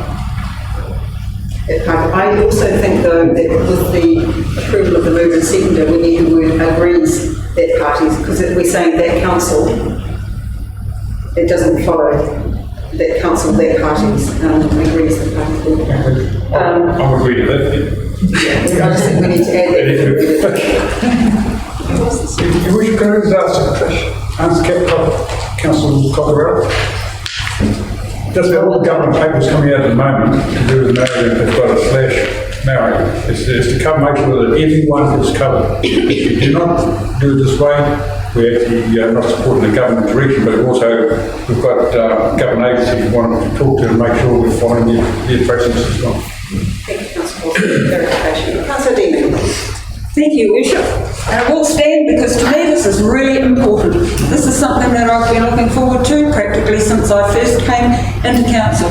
To me it's the icing on the cake of the civic precinct that we have had under development pretty much, well, probably prior to before I came into council, because the library was the first part of it. We had various consultants in here, we had plans of how the art precinct would go from the quarry through this area with the library and a theatre and down to the town basin, which was the commercial area. And finally, we're taking a step in actually achieving that. I can't think of any better use for this building than to have a really first-class theatre which then aligns with training for our young people via North Tech. I mean, to me, it's the absolutely perfect solution of what should happen in this precinct, and with the park out next door, all we really need is some student accommodation not too far away. And parking. Thank you, Councillor Deming. Councillor Connor, I think that's First question with the fact, I support this and I'm just curious, is this with discussions with North Tech, will that be moving their base of operations? I'm just seeing as it's saying educational facility hub now, hub and spokes kind of base and moving out.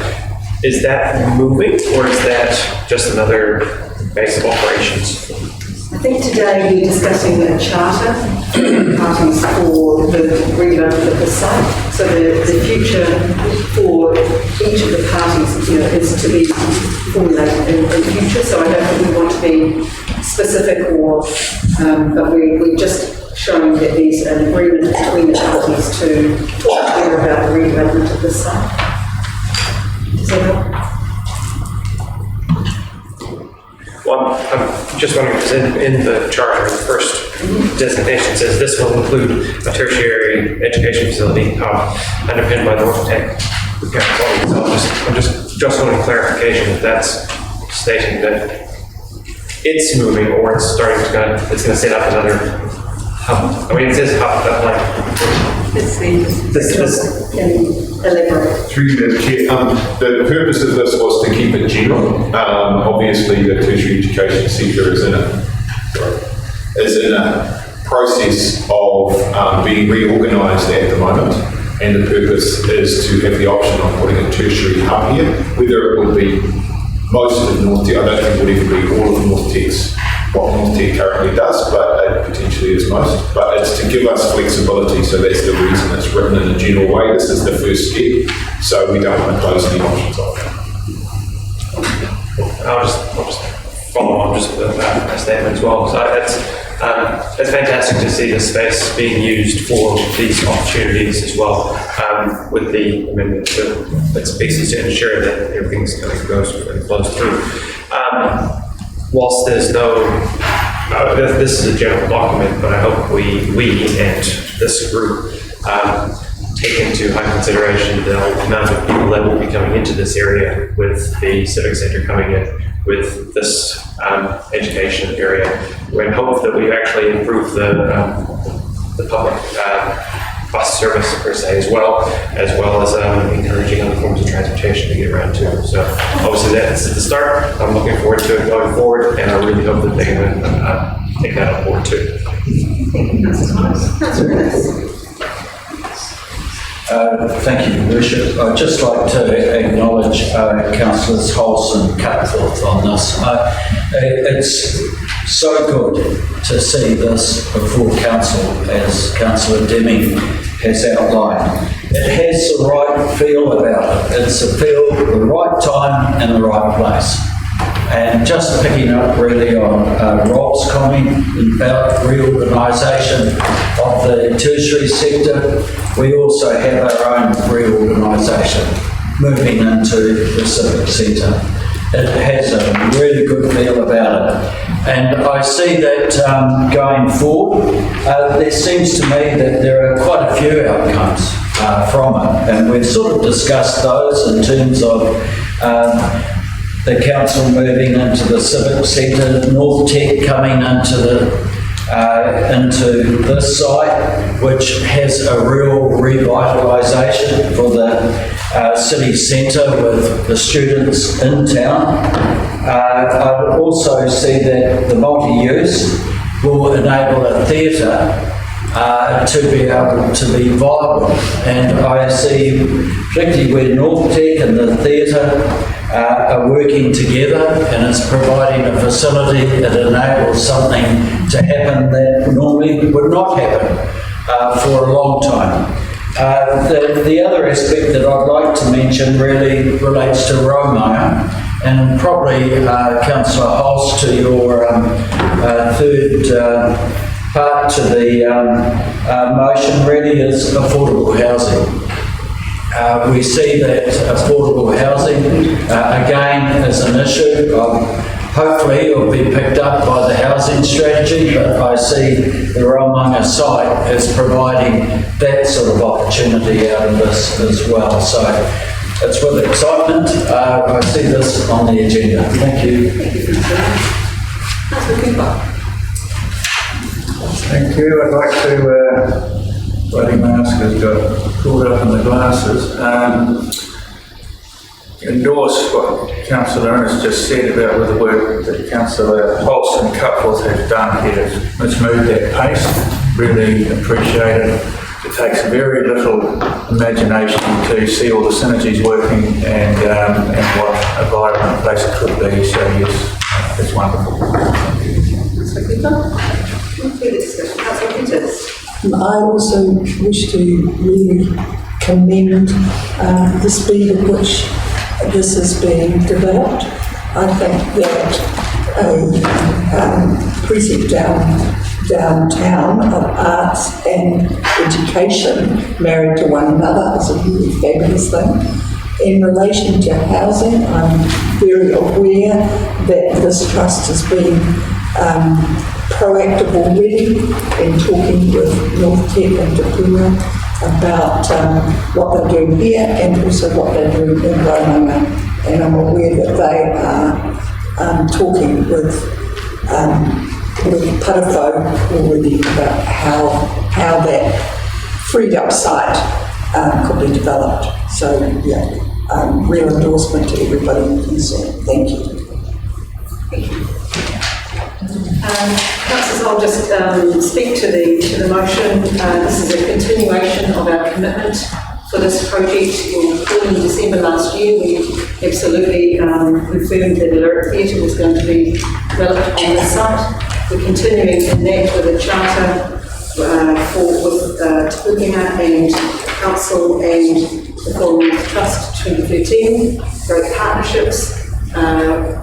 I also have strongly endorsed the redevelopment of this site in future, and I see this as a wonderful, this is the first step. Next step will be a memorandum of understanding, and beyond that, hopefully some new development.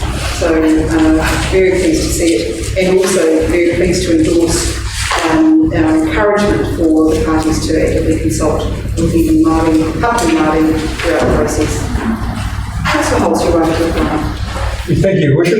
Just right at the start of the meeting, we were waiting for two gentlemen to come, and I just want to acknowledge Doug Sutton from Pekita, who's leading the discussion, and Lottie McLean, you all know, the chair of the Four North Trust, they're working along. And also, we've got representatives from Four North Trust, and that's Grant Stevens and Terry O'Connor, and obviously with Doug, with this contest feeding in as well. So everyone's in agreement. They've had a look at the charter, they're very supportive of what we're doing, and the CEO will take about 5 minutes to sign this off, because we'll have to wait till he gets to his office to take that long. But so thanks very much for your support. Thank you, Councillor Holtz. Right on the plant in hand. I'll put that motion. Those in favour, aye. Aye. Against? Unanimous. Yay. Item 7.5, the electricity supply contract 2201 procurement plan. Yes, on the screen. It's page 64. The recommendation is that Council endorses the procurement process for Council's electricity supply. Can we move for that recommendation? I will move it. Do I have a seconder? I'll read the seconder. Thank you. If I'll take the item as having been read, this is an important step in the procurement plan to go to market for the supply of electricity. And I think we'll all be very familiar with the fact that costs are likely to be increasing. So the procurement aspect of this important contract is a critical start. And you'll see on page 66 of the procurement method and criteria, and I'm sure you'll be confident that the processes that we've got will give us the best value for our ratepayers in the end. Councillor Murphy. Thank you. Hopefully our staff can hear, because I was online the other day and it was a bit hard, so I'll try and speak really loud. That looks really good. Very thorough explanation there of the process. I think, so electricity use is probably the biggest contributor we have to our organisation's carbon footprint. And we have made some significant reductions, for example, through the installation of LED lighting. But I'm just interested, so in the criteria there, we've got sustainability with the 25% weighting. And there's some really good statements there about the fact that we are in a climate emergency. At the moment, we're with Genesis, we've been with Genesis. So my question is just, there's a couple of, like Meridian and Ecotricity. So they are both, the energy, it comes from 100% renewable energy. Ecotricity is Toy2 certified. So I'm just wondering, I don't know if staff have got any comments, is the 25% going to be enough to allow us to shift to a more environmentally friendly or more a greener energy company? Does it give us enough leeway to actually make a change? Ian, you want to respond to that? Yes, thank you. Through the chairs, I think that 25% weighting for sustainability is currently sufficient, taking into account all of the other factors that are going to determine a successful bidder in this contract. Okay, that's great. That's good to know, because price is a really, really important factor, but it would be good to know that we can make a change if it's suitable. Thank you. Certainly. Councillor Procurement. Through Madam Chair, the question I have is in relation to will the procurement process also allow for the advancement of council's own supply of their own electricity? And will they be will that process be penalised with the procurement process that we go down? Through the chair, that's a great question, thank you. I think that would be something that we'd have to talk about during the contract negotiation as to whether, we're not committed to use a certain amount, we've got a budget to run to, and if there are alternative sources for electricity that we can use ourselves, that's something that we'd need to talk about during the contract negotiation. Any further discussion? Councillor Holmes. Thank you, Your Worship. Just a couple of points on this. I did a bit of research into this and I pulled out this government procurement rules. This one I briefly talked about yesterday. And there's 71 rules you've got to follow. 71 rules, and common sense is not one of them. And rule 3 is basically you can't discriminate. You can't say we want a local company to do the work, etc., etc. And it goes on and it just covers a whole lot of stuff. And it comes in here on page 65, we've got our procurement, and it lists all the people. There's 4 people there, and then we're going to add another lot of staff, and we're going to assess it.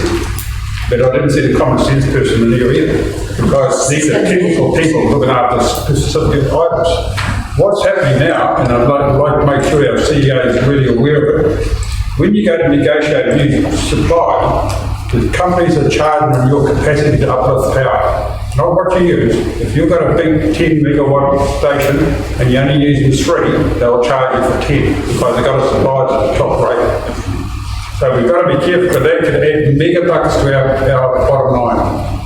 And it's already happened with one of the big organisations in town, and we don't want to do it across council, so we've got to be aware that we have our last year's contract, our current contract, and match our current contract with what's going to go in the new one, and make sure we do not get fleeced for those charges. Because this is happening now, and we've got to be totally aware of it, and to look for a company that will be supportive of locals. I don't care what's in the procurement rules, but we've always talked about supporting local, and but the service is critical, and we make sure that we actually get the right deal, to make sure it's written down, and we don't get this added on capacity charge. Thank you. Thank you, Councillor Holmes. It does beg the question, whose procurement policy are you following in this process? Through the chair, we're following our own procurement policy for this process. Thank you. Councillor Cuthbert. Just a question really through you, Madam Chair, for Edith. Is it likely with the move to the new civic centre that our electricity use will drop or change given the requirements we put around that building? Thank you. Through the chair, I certainly hope so. We have really focused on sustainability and energy efficiency in the new civic centre, so I'm very hopeful that we should see a decrease in our energy consumption for our building. I would point out that actually our infrastructure, so our water treatment plants and the like, consume just over 66% of our electricity, so the impact of a civic centre may not be as significant as we think on the bottom line, given what can happen with weather events increasing our consumption. So just on that, just following on, I was just wondering how we can take into account what reduction there may be in energy use through the civic centre when we actually aren't there, and yet we're negotiating this contract now. I'm taking into account what Councillor Holmes was saying in terms of the what you get charged in terms of the maximum if you're using it. So sorry, I'm not quite sure of your question. No, neither am I, it's okay. No, I was really just saying we don't know yet, because we're not there, how much our use may be reduced by, and yet we're having to negotiate the contract now without that information. That's what I was saying. The question you're right. The question is, as Councillor Cooper says, is whether it might be significant.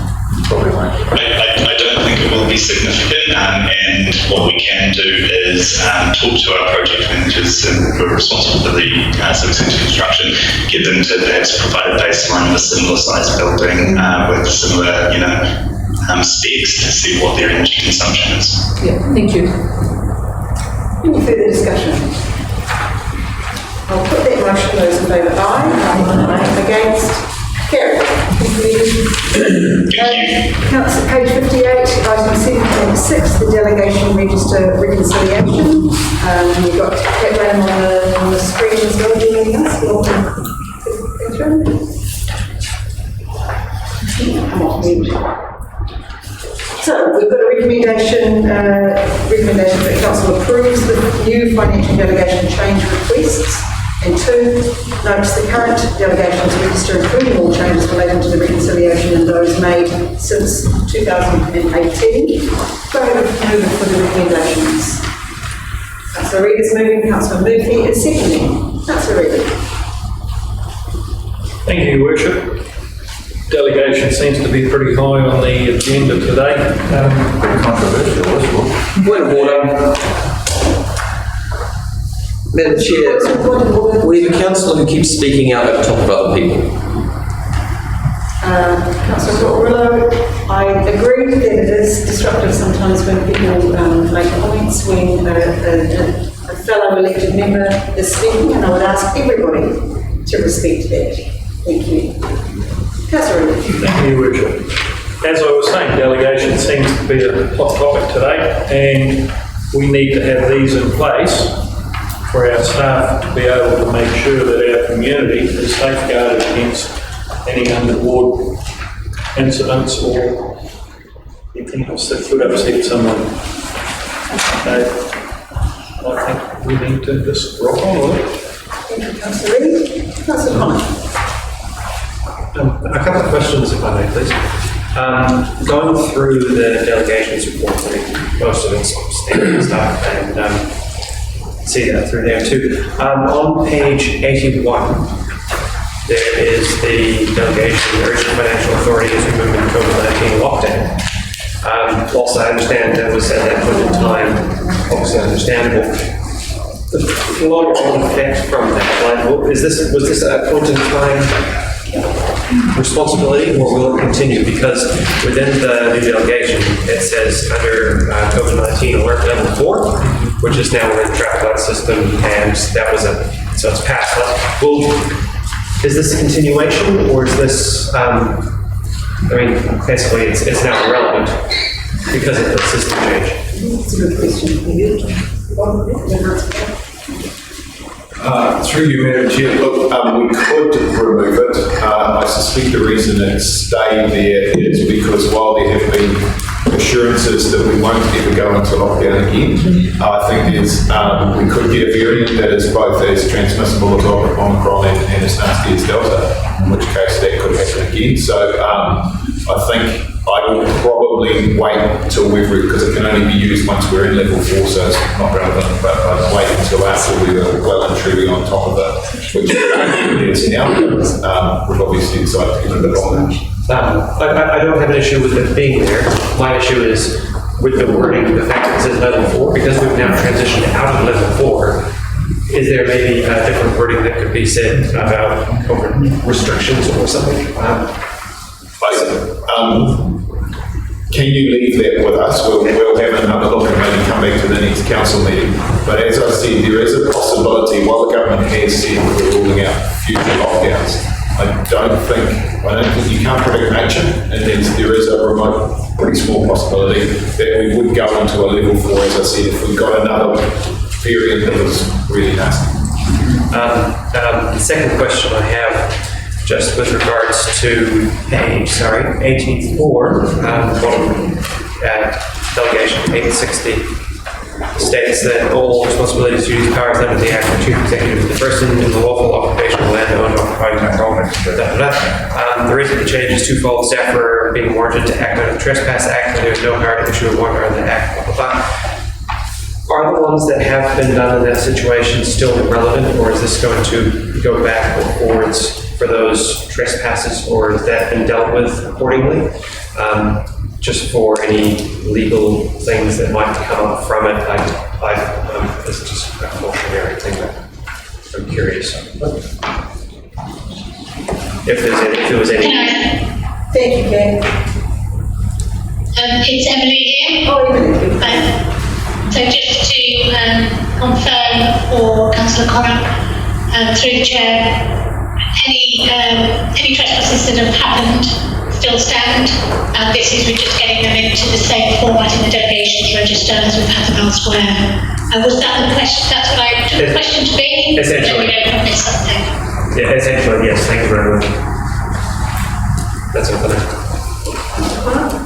Yeah, just the comment that seemed to have been another councillor when it was made about this is the same as what we did before. This has checks and balances and then to come back to senior staff. So I just think that this is logical. This is something that we have to do. And that's what the staff are there for, to operate and to manage. Councillor Martin? Councillor Cutler? Just a question, Your Worship. I note that there's a review date of November 21 on the policy, so will the policy be coming back for discussion to the new council? Have we reviewed, sorry, I'm just getting my years wrong. Have we reviewed the policy? I was looking at it being November 18 and then I see that it's got a review date of November 21 on page 89. I think that's our current policy, so this is the review of this delegations policy. But I've got that. But we're not reviewing the policy, we're just reviewing something, did you? Through the chair, we've done a staff review of the policy and felt that all we need to do this time was a reconciliation, that this is the opportunity for the delegation to policy and register to come in front of council for this round of review. Right, so we're not reviewing the policy as such. But there's no changes, no suggested alterations to it, so there won't be any formal review of the policy in this round. I would have thought, forgive me, I would have thought that it should come back to council for review. Councillor Cutforth, it's not, through the chair, it's not a statutory policy, and so we have advisory review timeframes on it, and just due to staffing we didn't get around to a full review of the whole of the delegations register and the policy in this triennium, and we therefore did the reconciliation piece, which is what you've got in front of you, and we would intend to do the full review round for 2024. Right, so we've delegated the delegations policy to staff to review. Thank you. Thank you, Councillor Cutforth. Any further discussion? Put the motion, those in favour, aye. Aye. Against? Carried. Item 7.7, the Resource Management Act, Environmental Standards for Sources of Secure and Drinking Water Regulations 2007. Sarah, the recommendation on page 92 is that Council approve the submission to the draft otherwise standards and rules and amendments to the Resource Management National Environmental Standards for Sources of Secure and Drinking Water Regulations 2007, located in attachment 1. So I'm going to move for that recommendation. Councillor Cooper is moving and Councillor Peters is seconding. Councillor Cooper.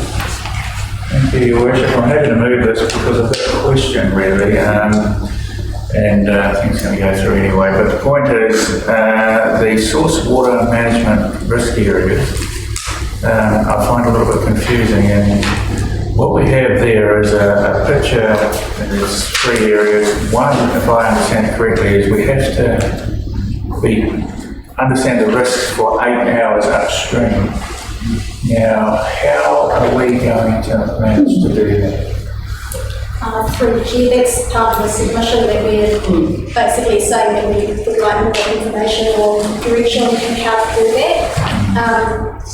It's a regional council issue primarily to be able to identify these areas, but it does impact on both their own water supply and other water tanks as to how that will be applied. So we've asked for further information on that and have supported the regional council's submission that they would like more information on that as well. Well, can I have a... You'll see in the submission, Councillor Pepper, that we are seeking relief in that particular matter.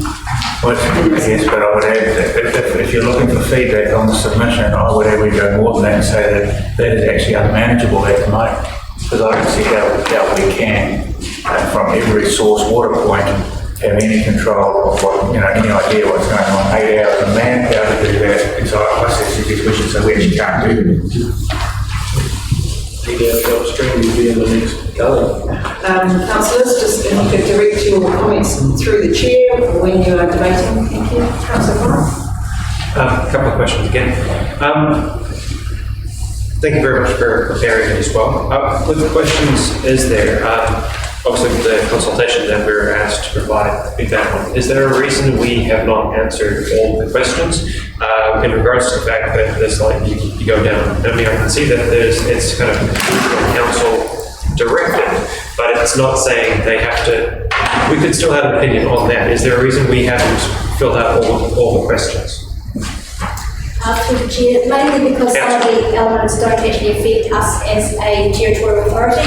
The majority of the regulations are impacting on the regional council's activities, so things like the mapping and those kinds of elements we won't have to actually undertake, but it's really just a timing issue about we basically commented on the parts that we felt were more important and related to our own activities and activities of our community. Thank you. Councillor Dean. Yeah, I was really pleased that Councillor Cooper raised that point, because when I read through the submission, it actually occurred to me, how can you even, what measurement do you have of 8 hours upstream if there's a flood on? It changes to 30 minutes from upstream as compared with 8 hours from however far that might be. But the other thing that occurred to me was that I'm really pleased now that Simon resisted so furiously requests for canoeing and swimming in the Ruakaka water dam. The community down there were very strongly wanting to be able to use that as recreational water space, and I think it would have been totally detrimental. So well done, Simon and Andy at the time. Councillor Cockerillo. Yeah, through you, Madam Chair. A couple of questions which have come up about the amendment document plus our submission. As with previous government consultation, when we haven't answered something, they've taken the assumption that we're for what they've done. So do you not think it would be smart for us to comment on all aspects of the document?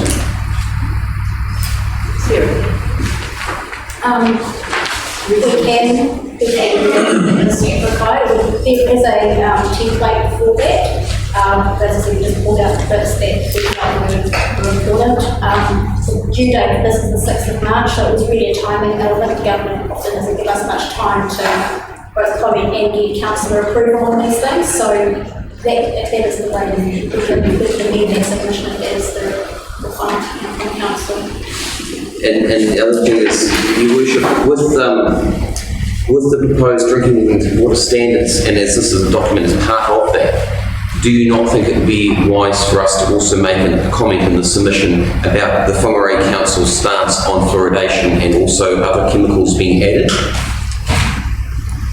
This is about the source of human drinking water, so I don't think, I personally don't think that's an appropriate addition to the submission on this particular. Sarah, can I ask, would you have the capacity to be able to go back and comment on all of the points on our behalf? We can. Some of them just may be useful support for, because I think the ones that we don't support, we've tried to say that. So most of the ones we probably be able to write and be saying support the regional council's position, or we support it ourselves. So I have tried to pick out the ones that we actually had an issue with rather than just everything. So it would be huge. And the last question I have, Madam Chair, is should we be not consulting with Hapu with these documents? Because more likely they will have more comment to actually add to, especially some of the areas like the Puhu mines and those sort of areas where water sources do come from. So don't you think that they should be actually talking to some of these as well, and now we should be including their submissions as part of our submission as well? As a public submission, all parties have their opportunities to submit separately. Again, it's a timing issue about trying to do all that and put them in the timeframes that we have, but yeah, same with one. Councillor Murphy and Councillor Innes. Thank you. Just a question thinking about our main water supply, and it's got the big area of a huge catchment around it. There's some comments it's really hard to kind of read and understand, you know, like Councillor Concept asking some pretty open questions, and we've responded to some of them. And they do kind of raise the issue of pest control and the use of chemicals or not for pest control, and also herbicide use. So I'm just wondering, what are our thoughts around, for example, in my opinion, it would be preferable around our main water source to be doing trapping rather than, you know, laying bait, 1080 or cyanide in our main water catchment area. So I'm just wondering, I don't even know what our policy is around that. Through the chair.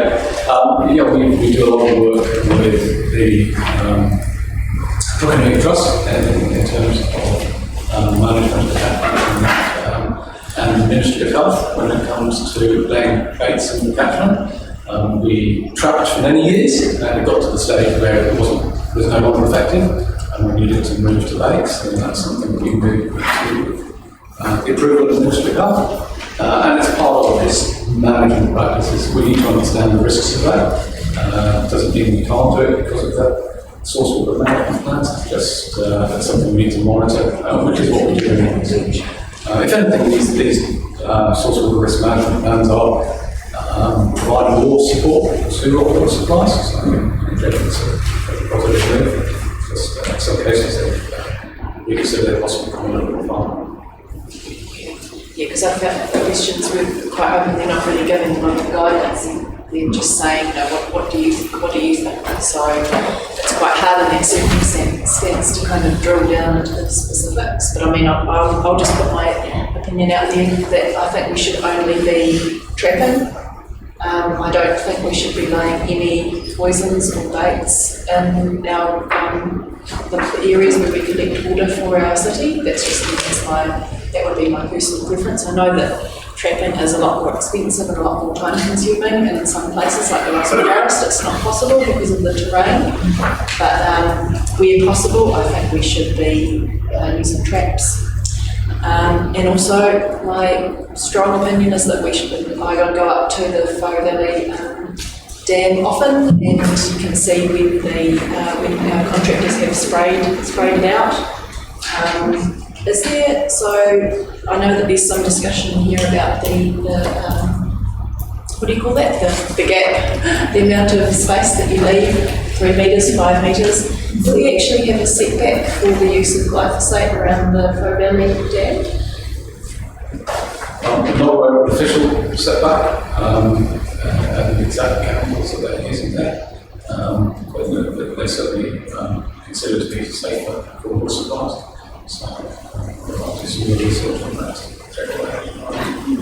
Yeah, because I mean, again, just to put it out there, my preference would be that we would use like a natural method of weed control around the catchment, whether that was planting more wetland species, or I don't know what we can do, but my preference would be that we did not use glyphosate or herbicide in our water catchment areas. Thank you for that. Councillor Innes. Thank you, Your Worship. It's a question through you. Sarah, I notice here that you mentioned potential financial and operational implications have been raised in the submission. When I went through the submission, I didn't see any financial implications. Is there a reason for that? Chair, we know that there will be, we just cannot quantify them at this point. So things like having to take additional resource consents for certain activities upstream of our water takes, where we may do our own activities around other people's water takes. It's those kinds of things. So there will be cost implications around those kinds of activities. There may be costs around having to change our operations, so going from spraying to other things that we control or activities. So you said there are underlying costs, but it's very hard to quantify what they may be. Any further discussion? Councillor Cox? Just on page 147 of our agenda, it's got a whole lot of things about bores and etc. They're proposing bores down to aquifers. And I just want to make a comment whether our staff or NRC staff monitor what the Tahi exploration drilling all the way up State Highway 1 from Rural But a lot of those bores are not covered, they're not sealed. And do we have any monitoring system in place to actually check that they're actually sealed or not? But now the road's not going ahead.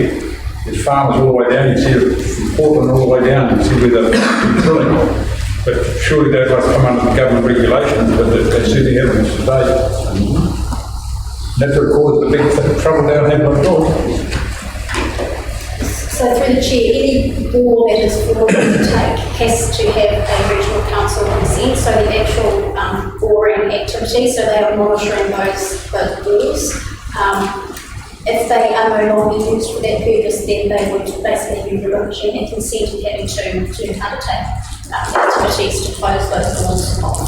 So it depends on the use of what it is. It's just drilling for geotechnical, that will not be covered. Although across these, some of the rules around the high at-risk aquifers, any kind of earthworks or types of actually happening on top of the aquifer may come under these rules, which will require additional consenting from the regional council.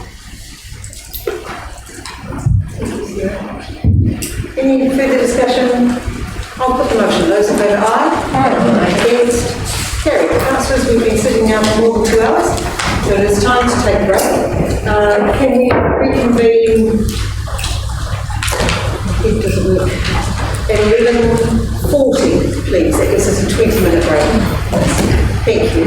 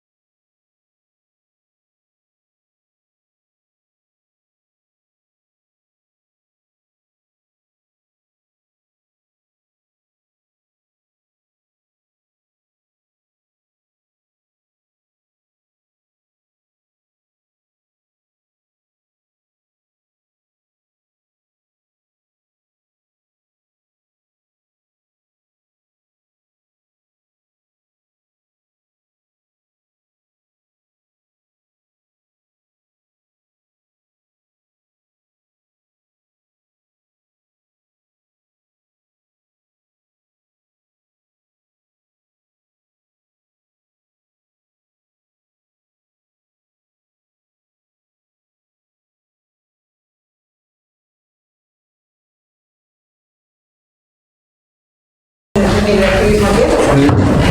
Relocated onto your desk. Thank you everybody for coming back from that necessary break. Item 7.8, page 170 of the council agenda is the temporary road closure and update parade 2022. I'd like to move that. Councillor Cockerill is moving. Oh, look, everybody wants to second. Councillor Martin, first. So, Councillor Cockerill, perhaps you'd like to briefly outline what the motion is. You'd like me to briefly, or like me to move it briefly? Briefly. As per every year, and hopefully this year, and I do say hopefully this year, this is for the Whangarei District Council to approve the proposed temporary road closures for the Anzac Day Dawn Parade in 2022. It's the dates. The date is there, the 25th of April, as everyone knows. The streets are listed there. It's actually better to see those on the picture that's been provided in the document. But it's basically to approve the temporary road closures on side roads up to 100 metres and delegates the authority to the infrastructure chair or the general manager of infrastructure.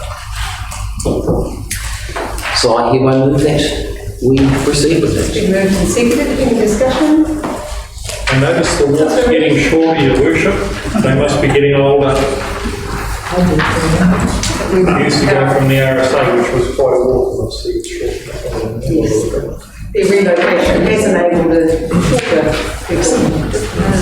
parade. Any further discussion? I'll put that motion, those in favour, aye. Against? Carried. Item 7.9, page 176, the temporary road closure for the International Rally on Whangarei 2022. Councillor Cockerill. I would like to move that again, Madam Chair.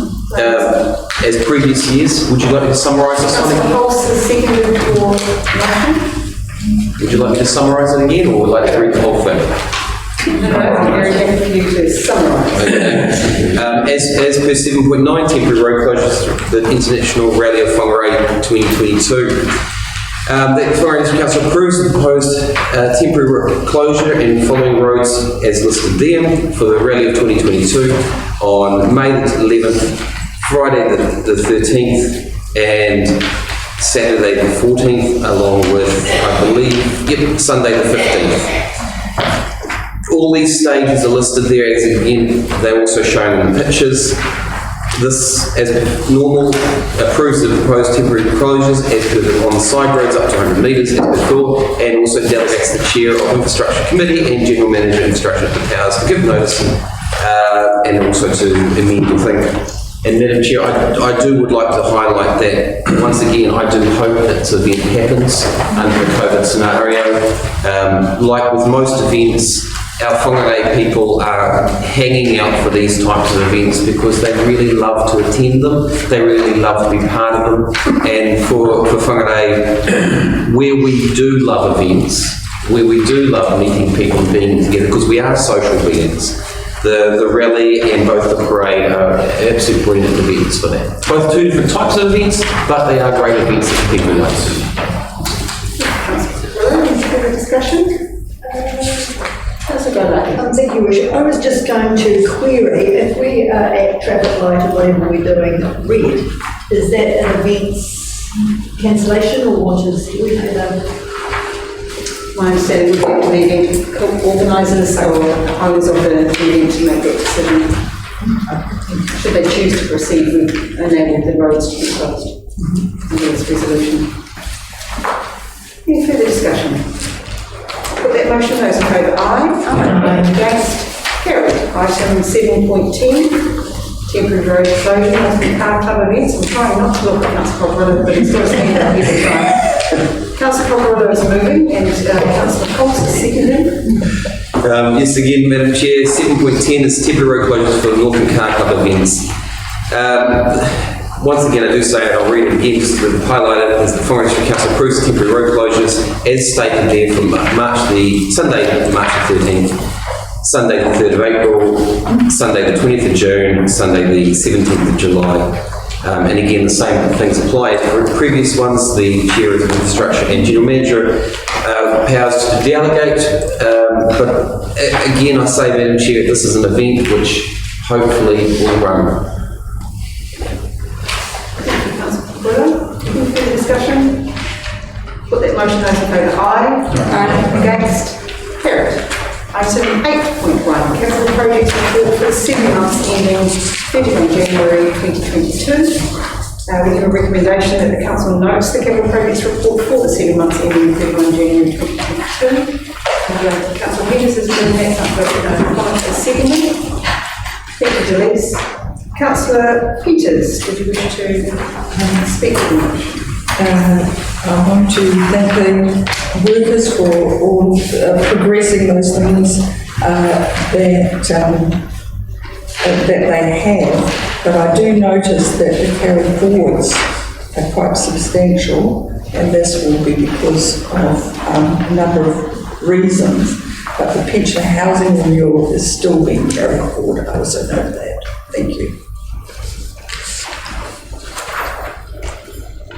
Any further discussion? Councillor Hobbs? Yes, just a query on page 213. Right in the bottom, got town making a conversion of car park to parking.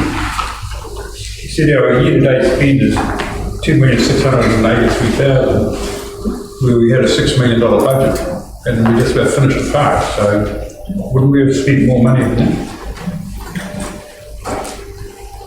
Well done. Through the chair, it may be the way the project's split out between, so this is coming under Parks and Recs. I'd have to have a look, there's got a total budget there of 2.7, so there's probably components within different lines within the report. Just trying to make it tricky for us. I can check, I'll check into that. It has spanned a number of financial years, so perhaps Doesn't good anyway. I'm sure it is. Any further discussion? Councillor Martin? Just an observation. We're always having underspend on our capital projects and stuff, and when you see page 210, there's only one item on there that's not in the middle of the city, so if we wanted to get some more spend on capital spend, I'm pretty sure we could find some things in the rural area that would be very grateful to help with that problem.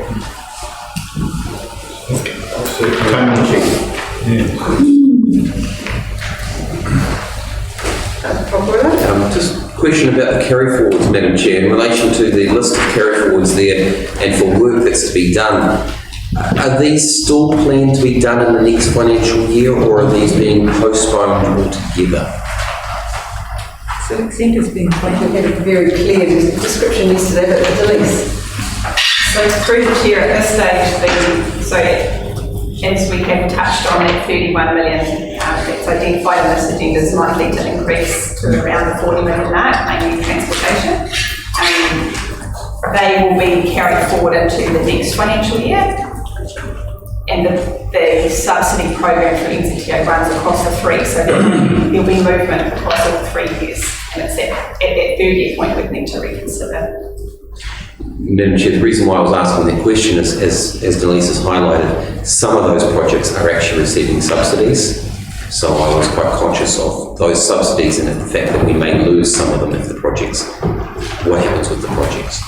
You're right, it does impact our revenue in the balance sheet as well. Through you, Madam Chair, just to remind councillors that when we spoke to you in August, because you remember NZTA took a long time to actually understand how much money they've got, and they got some extra money late in the piece, which took up basically the staff time between beginning of the financial year in August or September was working through that with NZTA, and we're working on it. They got your agreement, and I don't know whether it was resolution or whether it was just at a workshop to manage this as a 3-year program, because having lost the first 3 months of the first financial year without because of Whangarei issues, which happens every 3 years, we have to work it out over a 3-year program. Last 3 years we were pretty good at picking up most of the subsidy, and I would expect we would be at least as good this time around, because we've actually got much more streamlined process we're going through. So there'll be an issue this year, no doubt, but we should be able to fix that over the following term. Any further discussion? Thank you. I'll put that motion. Those in favour, aye. Against? Carried. Item 8.2, the financial report for the 7 months ending 31 January 2022. Recommending that we acknowledge the operating results for the recommendation. I'm a bit tired. Who wants to move it? I'll move the recommendation of councillors lightly reluctantly, but not really. Second. Motion for councillor Dean. That's true. Councillors, I think again, taking that item as being read, we are reporting more than halfway through this financial year, and with all of the reports that we're used to in the monthly reporting for our treasury reports and things. So, Delise, is there anything you wanted to add today that you want to include when you wrote the agenda? Probably just again to note the impact on our subsidies from the increased carry forwards. So on the assumption that the additional 9 to 10 million are all subsidised, and I'm not sure they are, but that could mean a 4 to 5 million unfavourable impact on top of what we can see. So it's a bit of a moving feast, but we will do a new forecast next month, the next month's reporting, and provide an up-to-date view here. Thank you. Any further discussion? Councillor Cutler. Your Worship, just I note the comment about the 1.3 million being written off for Whangarei landing, and I think it's just a timely reminder for us all in terms of when we bring projects to council that have been budgeted, but if they don't actually go through, there's still a cost. But I wondered, is that the final write-off, or will there be more? Through the chair, from what we can see in the measuring commitments and talking to staff, we believe all the costs have come in. We'll keep an eye on that, as well as any contributions that we were receiving, so that is the net amount there. But we will monitor that and report back if there's any extra. Councillor Hobbs. Thank you, Worship. Seeing this as a financial report, and going back to the minutes of the last meeting we held, the Councillor Cooper put a notice of motion in. It is one that was passed by council was that staff was provided a written update on the projected total cost of the civic centre. Because we yet not received one. Yes, we did. A written report we haven't. That was provided to the last infrastructure meeting and the operation section. It was actually planning. Was it planning strategy planning? Sorry, it's strategy planning. Yeah, it was there. It was there, very minimal, but it was there. Councillors, through the chair, please. So, Councillor Hobbs, anything further? I'll put that motion. Those in favour, aye. Against? Carried. Councillors, just before we move into the service portion of the subsequent to our agenda being circulated, confidential item 1.4, property matters, was distributed separately but not within the time frame specified in the agreement. Council Standing Orders 9.12 require a council resolution to deal with items of business that cannot be delayed. The item was not included in the agenda for the reason that the site was only recently identified as strategic. So council are asked to consider this item at today's meeting so that staff can complete the negotiations. So I need a mover that we include that item in our agenda. Councillor Reid is moving and Councillor Ennis is seconding. Those in favour, aye. Against? Carried. And can I have somebody move us into confidential, please? I'll move.